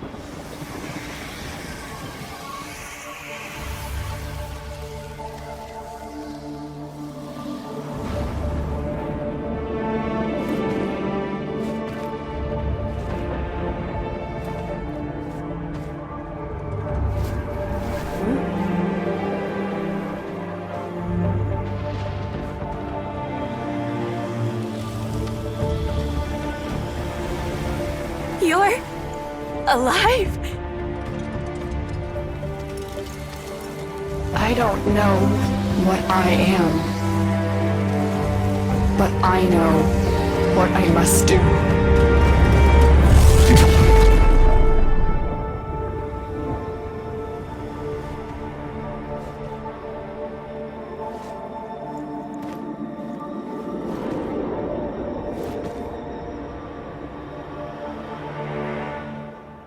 And before you can talk to her, she's like, I'm finishing this. And then she yeets out into space, going after Ballas. And you're like, I still have one more shard to give you. Well, you're not ready. You can't take them like this. And it's like, I'm just going. YOLO. Yeah. I guess an important detail is when the operator pops back in to the origin system, he doesn't have any memory of what happened. Yeah, it's kind of a good moment of like both of them are confused about what's been happening and what's going on. I think the implication is like during all these events, wherever the operator found themselves in, what the Drifter has done in the time that the operator was not there. They don't know. So you make that deal. Natala goes off to try to be the big fight. And so instead of that, and you're like, okay, well, I guess I'm going to fight too. Well, you don't know what's going on. So first you revisit the Zariman, right? Right. We as the operator travel to the Zariman ship as it is now. I don't know how they not noticed that it was there, or maybe it opened up. I feel like at this events. point is when the front part is sticking out and the back part is sticking. Yeah. Like Perhaps it's implied. when the Drifter was able to escape That's from true. Duviri. If you remember, the Zariman update was released before Duviri, but Yes. after New War. But they wanted they had to break it up into two. So they were like, we aren't ready with the Duviri. So we're going to release the Angels of Zariman first. So Right. I think in the original plan, Duviri was going to happen, and then the Angels of Zariman was going to happen afterwards. Right, and like the Heart of Deimos, which is the big thing where they were doing with kind of the infection, the plan was to have that released after the New War, which makes sense when you think about the New War beginning with, two of the factions.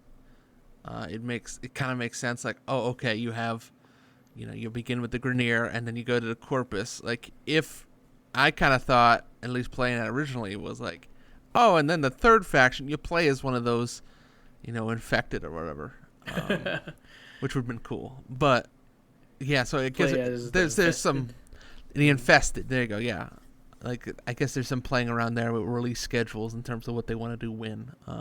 So they definitely had made some choices, mainly because of COVID, probably. Like, Yeah. When is this released? When is this released? When is So even for us, I think it can get a little messy with that stuff, like when certain things came out. Like, especially, there's a great grab there with the chain part of it, because man, that's been years since I've even thought about that thing. I did that 5 years ago, so that's a great grab. And then upon coming to the Zariman, we kind of explore the halls. They purposely do not mark where you're supposed to go so that you will explore the ship a bit. But found it. But I definitely didn't get lost at all. I was right there. Yeah, you definitely found your way at some point. That's when we reached the dorm, right? This is when we this is when find you get the dorm of the ship.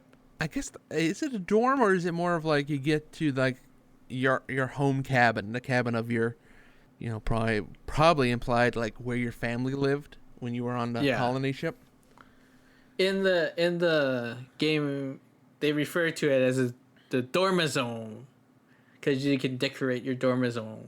But it's like a cabin. You go in, you see a picture of presumably your parents. Yep. And Have a seat. you hear the Drifter saying, "Oh yeah, I'll be right there. Have a seat." And then you look at the table. There's like food on there, cubes. They love eating delicious cubes. Delicious cubes. Green cubes, purple cubes, a couple red cubes. Delicious. And then where they get the cubes? No, don't talk about. Listen, there's a whole thing here about like food storage that we could get way into, but it's not good. That food is. Don't eat that. It's not gonna be good. Drifter comes, and then. And just at that moment was when it. I want to pull up the clip because like their fate, like some artists spent time crafting their facial expressions because it's the best facial expressions that I've ever seen in Warframe. Also, like this is the one moment, just for a second, where I was like, are they doing the dad thing here? Is this really like, is it like a bait and switch? But no, it's like, it's clearly you, but the reaction is like, it's so good. It's so good. It's so good.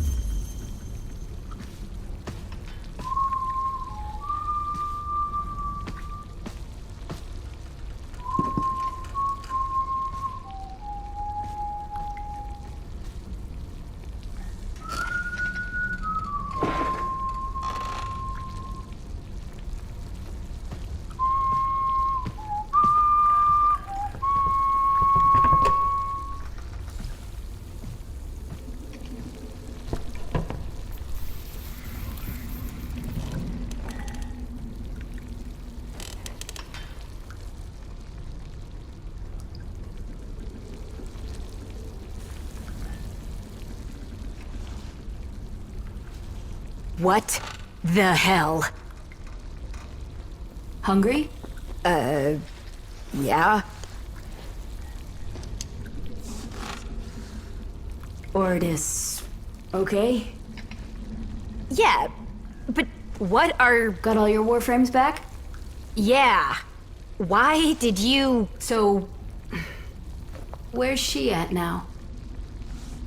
I don't know. Yeah. Still missing a few from the deck. Hunting that golden freak, I figure. What's his name? Ballas? Wait. So you don't know... Ballas, right. You ought to be more careful. I might not be around next time. Around?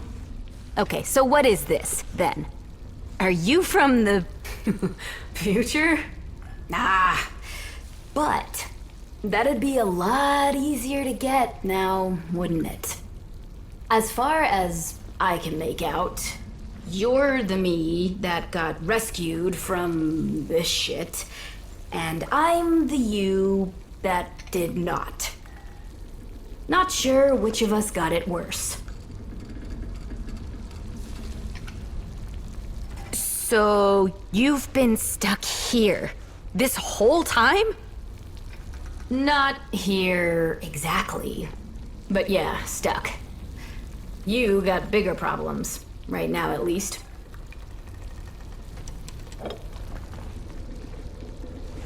To freedom. Go.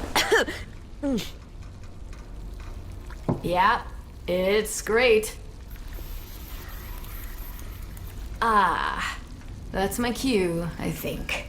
Would love to give you a hand and all, but the way this works, seems like finishing this is either you, or me, you.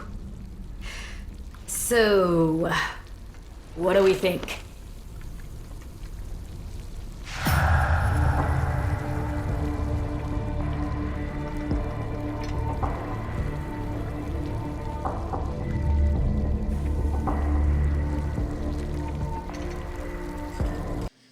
You know, I was thinking, it is like, okay, I should have paid way more attention to that class on how this is all going to work, because it definitely seemed, I really enjoyed it because it was like, there's so many implications there, and like it felt like, oh, okay, you're answering some questions, but you're making more. Like, that's my favorite thing with fiction, and that's something like, if I was a writer, I would try to do, is like, if you're going to answer a question in a story like this, it should make like 10 more. And so I really enjoyed the scene. I think they did really well. I think one of their strongest scenes with the operator, because it was like, it made them seem human in a way. It definitely like some of the reactions and the facial expressions and stuff like that. It was like, wow, nice job, guys. You did a great job with that. Yeah, it's like, oh, I want more of this, right? Like so much of it is of Warframe is like, okay, you just, yeah, this is happening. It's nice to get like a reaction from your character, right? A moment of like, hey, this is all getting a little much. You know, I mean, it's nice to get to that point where you can have a character react that way. It's cool. And then some like key things to note in that scene. You can see kind of like she looks at her arm, and which doesn't have the lotus hand. Mm-hmm. Interesting, right? There's some implications there as well. Right? Because we know in the Duviri that the first thing that happens is Lotus's hand grafts onto the Drifter hand. Like it's kind of funny to have this, and then Tears of the Kingdom come out. Right. And it's like hands going on lately. A lot of hands this year. The Drifter is like, either you finish the mission or I finish the mission for you. Mm-hmm. We both can't do this. Yeah, right. You're given the choice of who you want to finish the mission as. And I'll say, because I think we both picked the operator to finish the mission, finish the fight. Finish the fight, operator. When you pick the Drifter inherits all the void powers that the operator has. So at this point, instead of the Drifter combat, you go back to the operator combat as the Drifter. So shooting void beams and stuff like that. So would you say that is the correct version, do you think? Or what do you think with that? Like, is that the canonical choice then? Is like the Drifter gets those powers at this point? Yeah, I don't know if I would say canonical, but like I think that point from the Drifter's point of view, because initially when we meet the Drifter, Orders is like, hey, do your void thingy and go into the Warframe, and the Drifter is like, oh, I can't do that yet. Yet, right. Good point. Yet. Forgive me, but this would be a lot easier if you could use that old Tenno magic. How did you use it? I didn't. More like, I don't have it yet. Is the big... And, like, I'm trying to piece together where that would be in the time frame. Yeah. Because, like, they know about the Warframes, but they can't use the Warframes yet. Mm-hmm. But they know that they will eventually, because they know that they will eventually get void powers. I guess this is a good spot to do the kind of when is what happening. I would assume if you were to do like the actual like the official timeline wise, it would be, you go through, the portal opens up, the operator and Lotus fall through into the portal. At that point, when he opens up that portal, I don't know if I would assume the Zariman comes through at that point, because the portal's open again, right? They fall in, the Zariman actually pops through. And it kind of, that's the interesting thing. I don't know really when does the Zariman pop through? Is it during that or is it later? Yeah, we don't know. Because on the Duviri Paradox side, we know that iterations have been going prior to the events of the New War, because part of the Duviri Paradox is the Drifter being like executed every cycle, right? Like at the beginning of the Duviri Paradox, you're always dragged to the same spot, to the point where like the Drifter can like recite his own like sentence. There's one iteration that kind of starts everything, where the Drifter experiences a ghostly sensation of being stabbed, but not by like the executioners, by the ghostly spear of Ballas's the Paracelsus cutting the operator. So I guess from a story perspective, you just take the operator off the table, right?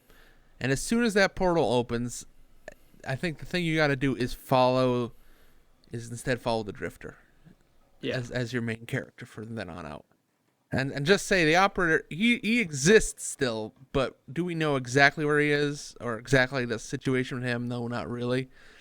So what happens is I guess the Drifter is just chilling in Duviri. No, he's not chilling. He's getting executed every day. Executed every day, day in, day out, sentenced to death by Dominus Thrax.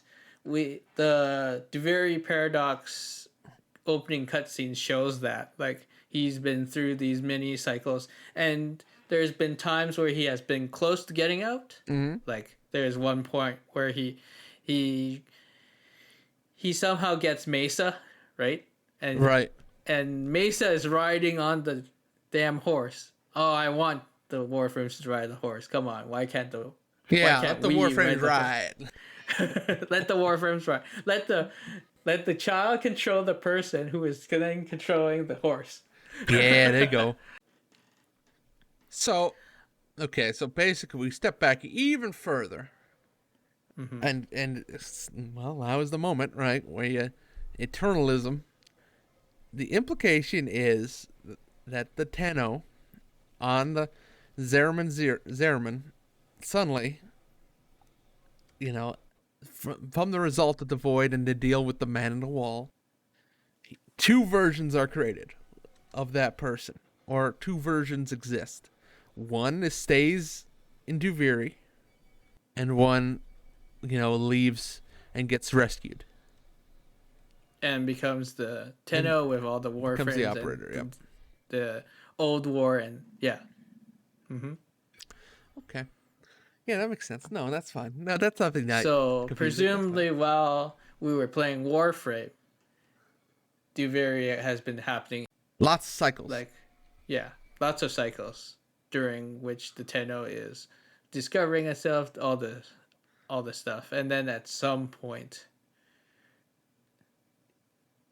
directly or inadvertently, the Tenno has been like sending them random loadouts of Warframes.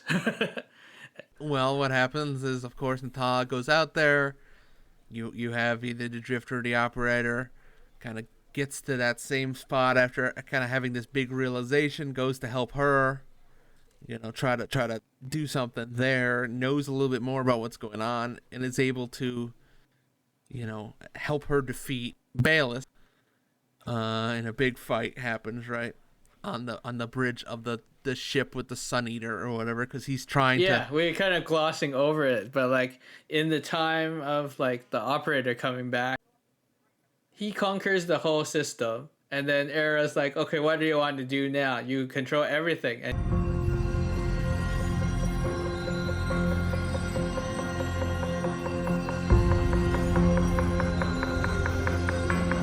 It is her. I am certain. But of course your Archons have her. Tenno! Even hell was not hot enough to split them. What does it matter? You have won. Narmer spreads across the system. Monuments rise to your glory. All who live, bios and not, kneel before you. But not them!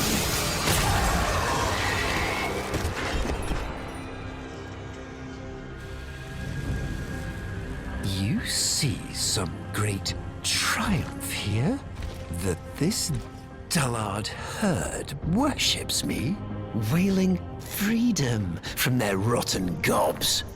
When the truth is, they all thirst for that piss-warm comfort of being told what to think. They wanted to kneel. But not them. Then what is your command?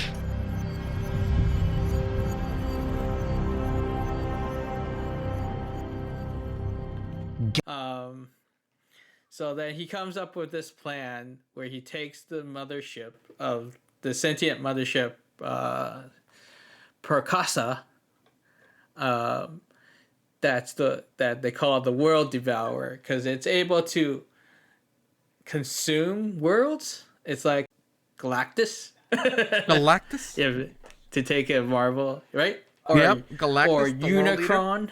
Unicron, the Transformer sure. Unicron. You know, that's his plan is to take Perkasa and devour the sun, so that it would have enough energy from devouring the sun to send them to Tau. Man, they really like this Tau, right? It's we're like, gonna have to we're see just Tau at some point, aren't we? Like, Yeah. that's gonna be a good moment. I mean, and everyone else can be like sacrificed for his great new empire. My people, long have you waited for the sign. I have delivered it. Look to the sky. It grows darker by the moment. That darkness gathers strength enough to open the void and bear me onward to sacred Tau. Gravitational wave Paradox increasing. Helm will feel sloppy.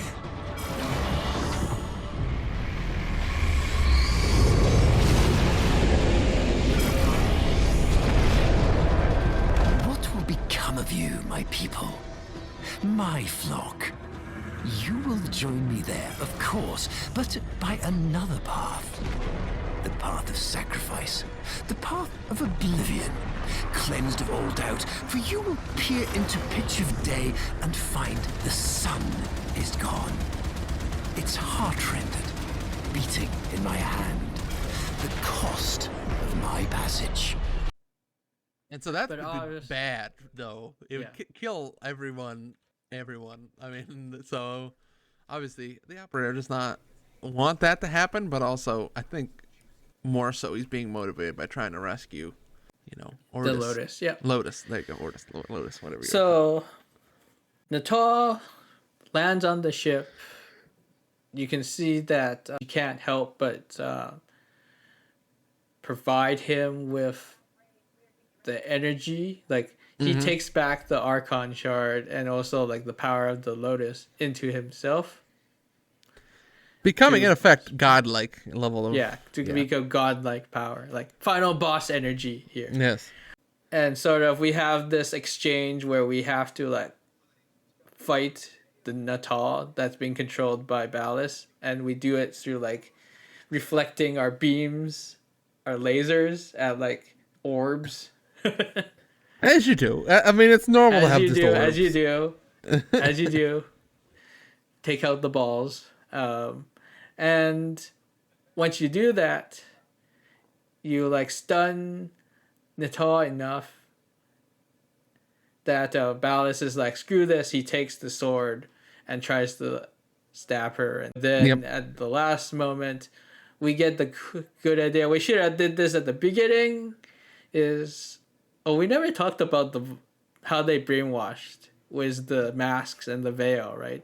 We never. Oh yeah, he's using some technology to brainwash everybody. With like sand or something. It's a big helmet that they put on your face, and then it makes you see what your heart's desire wants to see, but then make it so that it looks like Ballas is the one that gave you your heart's content. So we shove that shit on his head. He starts seeing Margulis because he's so callous that he wants to see his lover again. And then he is so horny for her that they exchange a kiss. And then in that kiss, Natal has the opportunity to basically like do a reverse vampire where she drains the life out of Ballas. It is pretty good. That energy transforms Natal into Lotus with a new fit. Like, she has a new outfit. Yeah. New outfit, Lotus. Looking good, feeling good, suddenly also super powerful. Yes. She attempts to stop the draining of and opening of the portal to Tal, but when she exerts her power, a mysterious man in the wall appears. My God, it's the man on the wall. And we get that shot of the second dream in reverse where we're running to the Lotus and our Warframe is like deactivated. Right. And then that was kind of cool. Very much callbacks coming up. Like immediately there's the epilogue where we carry the Lotus back to her sanctum. Like she has like a little area where she resides. Mm-hmm.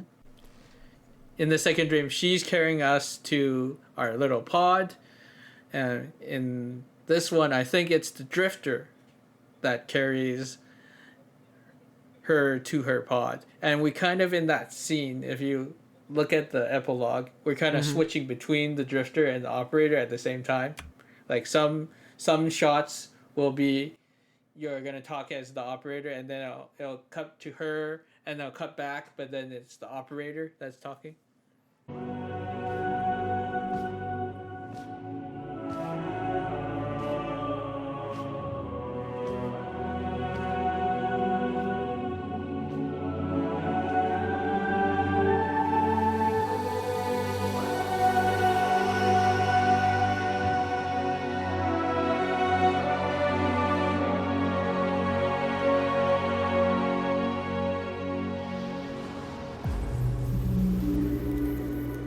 How do you feel? I thought I was Nata, Margulis. Lotus? That's up to you.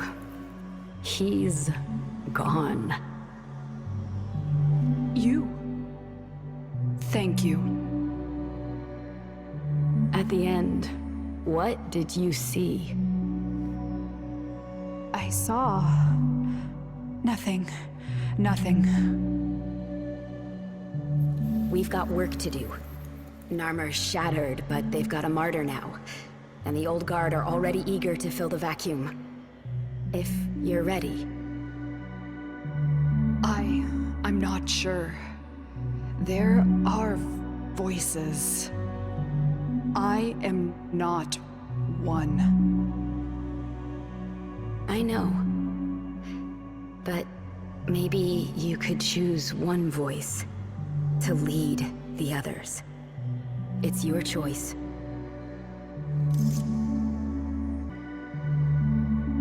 I see violence and suffering in our future.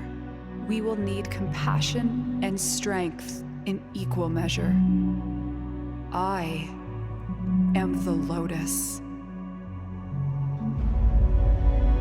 You know, and then you can either pick, hey, do you want her to be the Lotus? Do you want to be the Ta? Or do you want her to be Margulis lookalike? And of course, you've got to choose the Lotus because you're not a monster.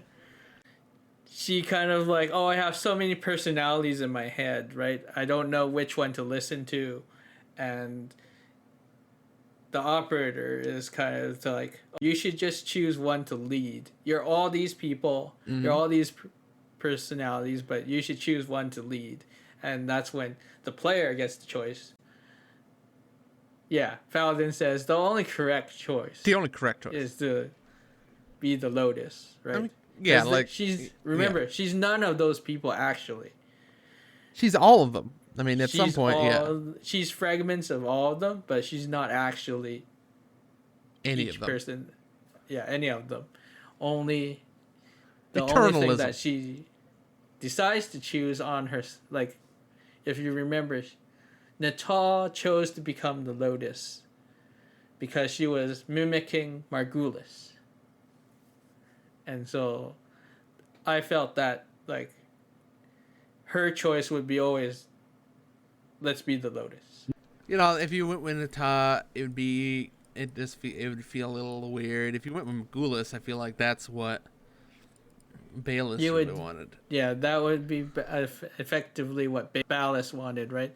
Yeah. And if you go with Natal, one of the things that even Hong Hao says when she's like, if you revive her, when you first meet when the Drifter meets with Hong Hao, it's like, she won't be the same.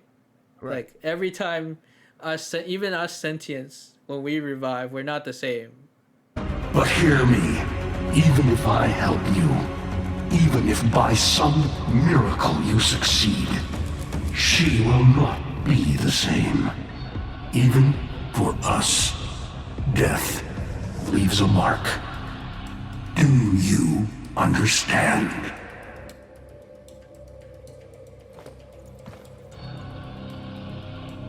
I understand. And you can even see that with Erra. He's kind of changed after. Like, we glossed over the whole part, but like there was a whole part where you talk to Han Hao and then you hunt all the Archons, and then at some point Han Hao is like, son, you fucked up. Son, you're not doing good out here. You're not You're winning. being controlled again, and that's not what you wanted, right? Erra, call off these aberrations. Give your sister a second chance at freedom. Are you so blind to the truth? You haven't won. You are a Dax in every way but name. A servant to the old Golden Lord. He's like, you're still bowing down to the Golden Lords, and then he kind of have a change of heart.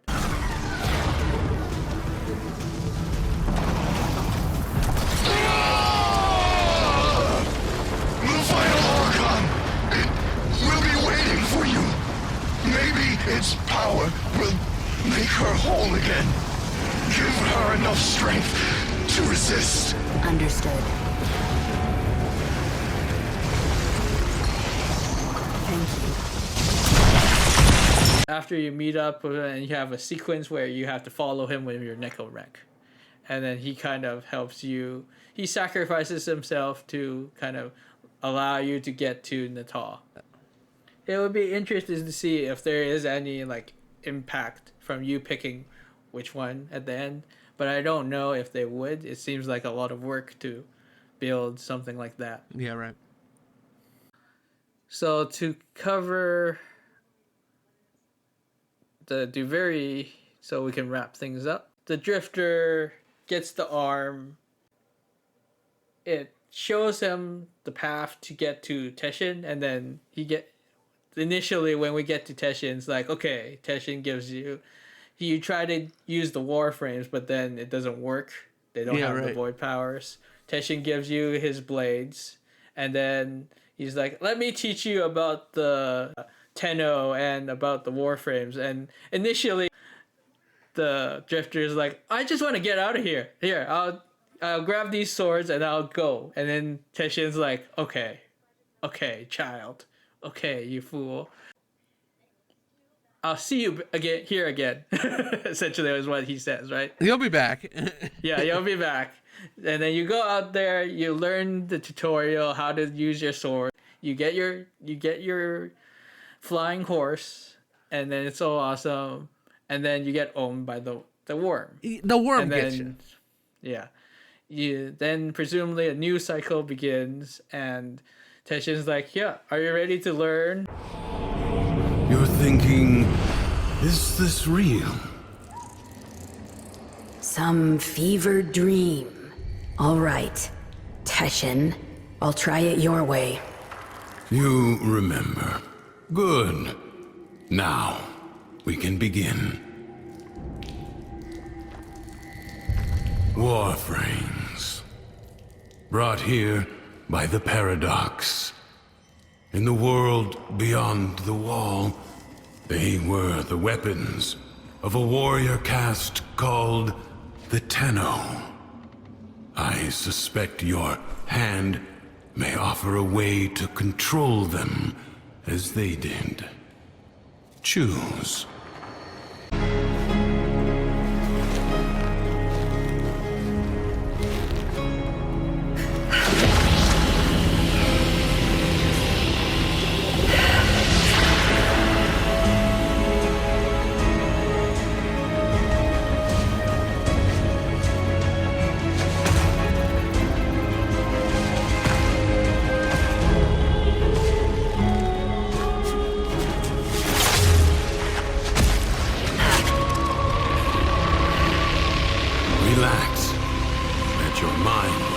Adjust to the dissociation. And that's when he gives you the rundown on who the Tenno are and the Warframes, and you kind of start trying out the powers, and then the Drifter is like, oh, this isn't that hard. Right? What's so great about this Tenno? And then you start like progressing through the Duviri spirals, as well as this like other section of Duviri, which is the Undercroft, where things are leaking from the origin system into the Duviri. So you have like the enemies that are in the origin system show up in the Undercroft. Oh, we learn about like the court. Like each time you enter the spiral, there's a new person in the court. So they're Bumbrax, and they are associated with emotions. Like every single person is kind of associated with some kind of emotion, whether that be joy, anger, envy, I think is another one. Yeah, I think one of those, yeah. Yeah. In every spiral, we're picking up this toy figure, which belonged to Dominus Thrax. It's like a little figurine. And that's of Dominus Thrax, right? Yeah. And that's when you kind of, every time you assemble a piece, you're kind of like absorbing memories.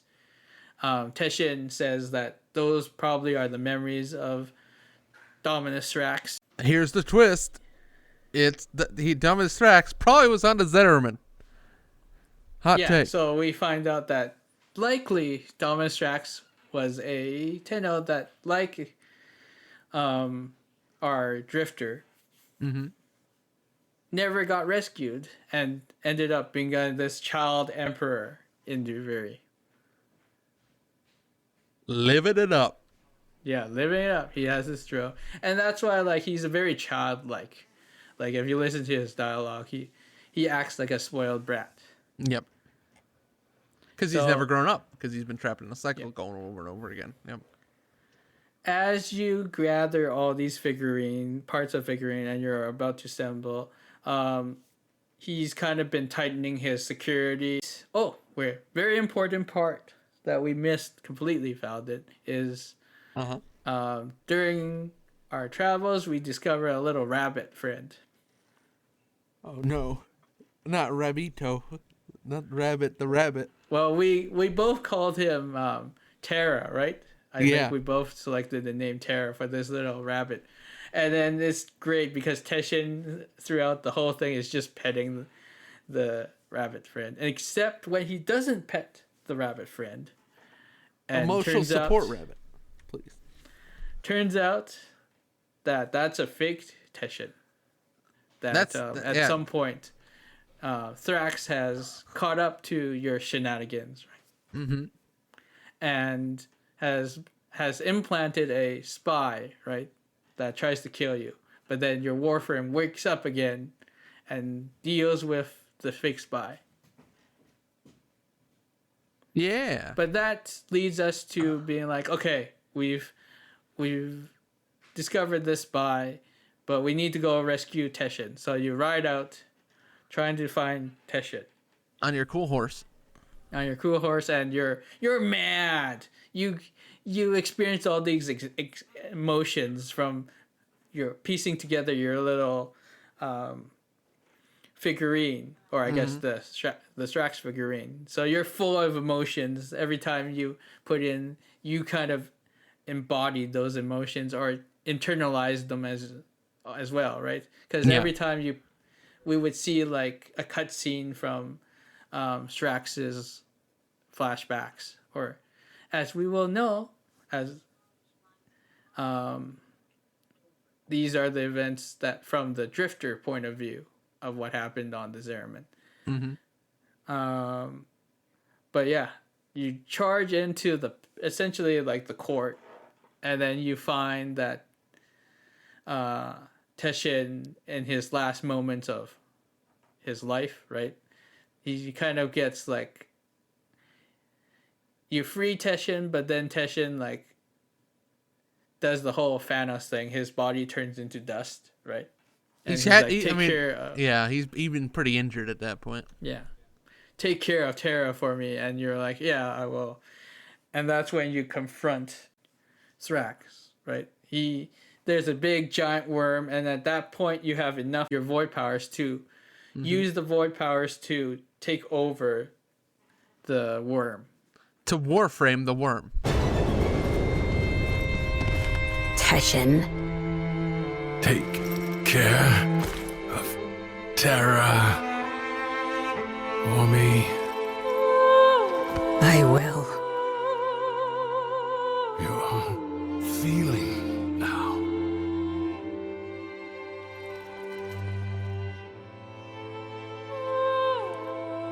I am.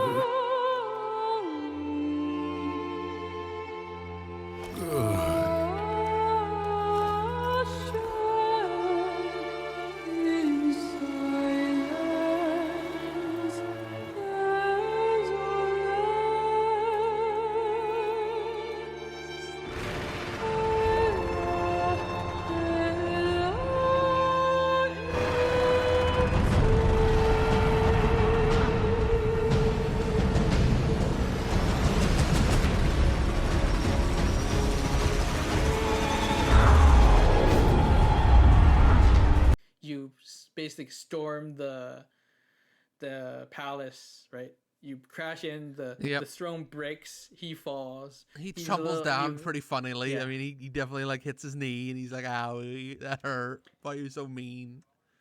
Yeah, you find out he's like a sniveling little kid. Yeah, he's such.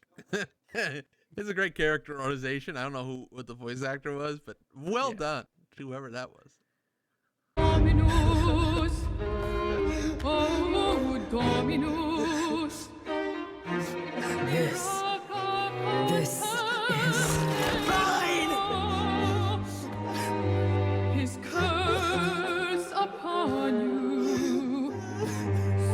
Suvatasa Shabra Zuhervash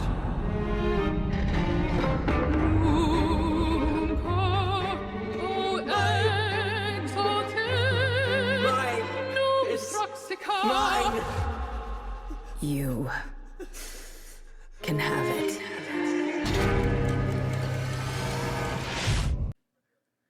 All he wants is to like have his toy back because he wants the Thrax figurine. So then you make the offer. Here, I'll give it back to you, and then, when you do that, it resets the timeline again. Like it creates the spiral again, but not before sitting on his throne. Taking control of the Taking whole control situation. of yeah. And I then assume you cycle, of the Duviri, right? Like of the whole paradox. like people's take seems to be that Dominus Thrax is the doll. Oh, okay. Like the doll itself is Dominus Thrax. And it's all been a manifestation of the Drifter. So all those memories that we saw, they were actually memories of the Drifter. Like, so we were the little isolated kid who was antisocial and stuff. Like, there's like cutscenes where you see like friends like taking pictures and you're just in the what we thought was Thrax. Maybe it's the Drifter was just in the corner. Right. Oh, okay. I could see that interpretation. Sure. Yeah, and that's an interpretation where you're the Drifter. This version of the Tenno was like an antisocial and stuff like that, and had not recovered from the trauma of the whole experience. So much so that like when he came to Duviri, he kind of transformed Duviri. I still think some people think like Duviri itself was created by the Drifter. Basically, there's a storybook at the end of Duviri. Like it cuts to a storybook. And the implication is like everything that's happened in the Duviri, all the court stuff and all the was just from a storybook that the Drifter had read. I mean, I think that's a good theory just because I what I would assume happened, right, is like somehow they split and then you had one personality basically trapped on a ship all alone. And so with a ton of power, obviously from absorbing, void energy and from the deal with the man in the wall, that maybe he needed some kind of interaction. Maybe he learned a valuable lesson that, hey, humans need some interaction. So maybe he created a world to a storybook world. A storybook world, right? Some kind of even if not consciously needed a place to go to interact with other people, to interact with something else. And then obviously you could say very straightforward that in exchange for giving Thrax back his little playthorn, that he actually that person actually in charge is now the Drifter, right? Right. That's a good point too. I think you can view it in a lot of different ways, probably. Yeah. It's just that storybook reminds me of the It Takes Two.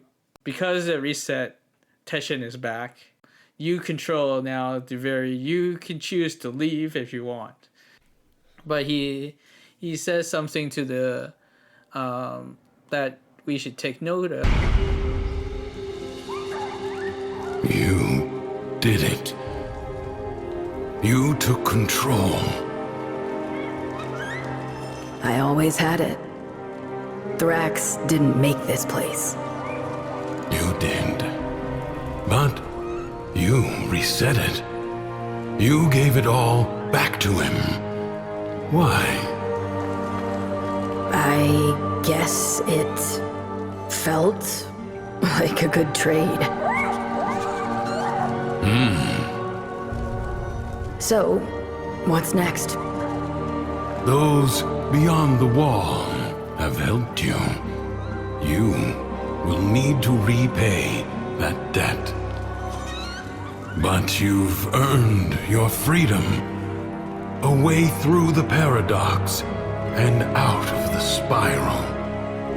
Be warned, you will not be as you are now, but as you were then. Do you see it? The other side.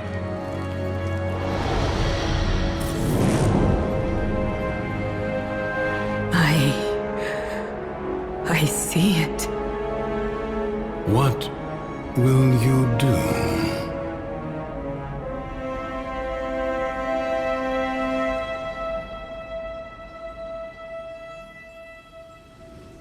They still want to make it confusing, where Teshin says, you found your way out, but you will not be as you are now. So meaning that you won't be the drifter, probably, but as you were then. So does that imply the operator somehow is the past for the drifter? Who knows? Is that too presentism? Man, that's pretty eternalist of you. Yeah, no, I mean, I think that's how you got it. I mean, you could you could go really down a whole thing, but I think the easy interpretation is, hey, the portal opened up when you and Lotus fell into it, right? And she lost her hand. That's when and the operator just lands in Duviri then and ages up. He spends a long time there, much like Teshin, just gets older because he's not from that place. And so in some ways, he's just aging up. But the paradox is that, well, guess what happens? The Zariman somehow punctures that kind of pocket universe at the same time, and two versions of the same person exist at the same time. In some way. So the operator, literally the kid on the Zariman, and the older version of himself are basically in the same area at the same time and interact in some way, right? Yeah. And presumably, when they leave, that's when they appear in the new war, right? Yep. Tying everything together in a neat bow. Any closing thoughts on how was it to go from the Duviri Paradox to the new war? I think it was good. I think I would recommend it the other way, just because I think it the core, the crux of it is different. I think I could get to a different place theory wise because I went Duviri first, new war. I could view them as almost separate people more, whereas I don't know, with the new war, if you follow that straight trajectory, it does seem more like, okay, well, the operator got older and became the drifter. Whereas I could view it as, well, they were completely different people the entire time. Just because of that. And I think I like it more new war Duviri. Also, I think it's just understanding-wise. How is this? Did it help to kind of talk through this? Yeah, I think I understand more. I mean, there's still some questions there about, obviously, where the operator goes immediately following the void part of it. But kind of understanding now and sort of your memory of the chain part, and I think it's very interesting. I think there's a lot more there. Next, I'd love them to put out a book. That's what I want is, sit down and at some point have somebody write a the Warframe Historia. Yeah, some kind of thing like that. Just put something together. Let me read some. I wanna buy a book from you guys because I really enjoy this story. I think they've done a great job telling it. As far as gameplay stuff, it's always tough because you have to farm so much in this game. But I've always been a real lover of the story and wanting to explore it, that I kind of put up with that part of it, even though I don't think it's terrible. I just think, man, I just don't have the time for that. So I don't know. I really enjoyed the story. I think they've done a tremendous job telling the story. Like at times, I think it can be a little like, I think repetitive maybe is the word with like who's who and what's what. But I think they do just a great job. It's a bit disjointed, right? Because there's so much time between each update, right? Yeah, like you do lose a little bit of that, but they do such a good job of like when they release something new, like making it really interesting, and the implications that you're able to kind of feel good about jumping back into it during that. Yeah, and for me, this has been like very cathartic to talk about this to someone, and that's why we had this bonus podcast. Why you had to hear my voice so long.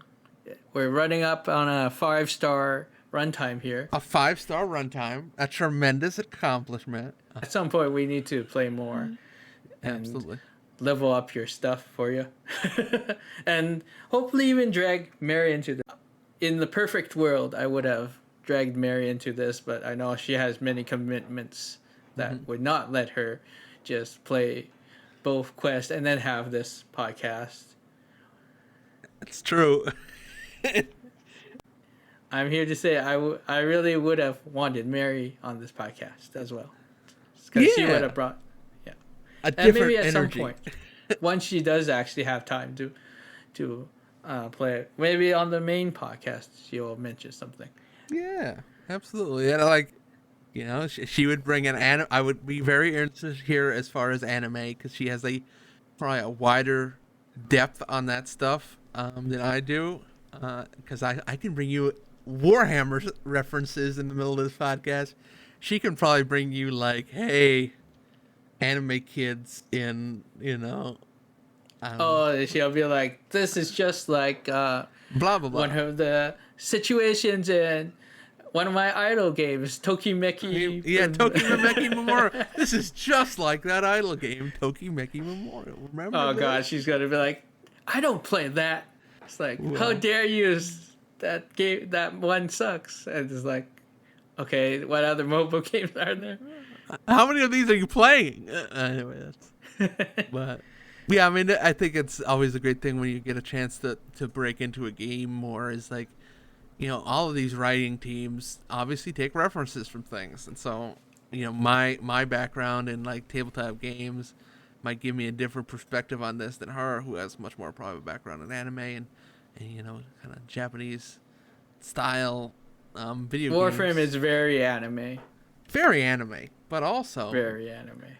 What if it also was at the same time what's future cyberpunk and also westerns? What's the past and present version of this? Anything else? Thank you very much for spending the time.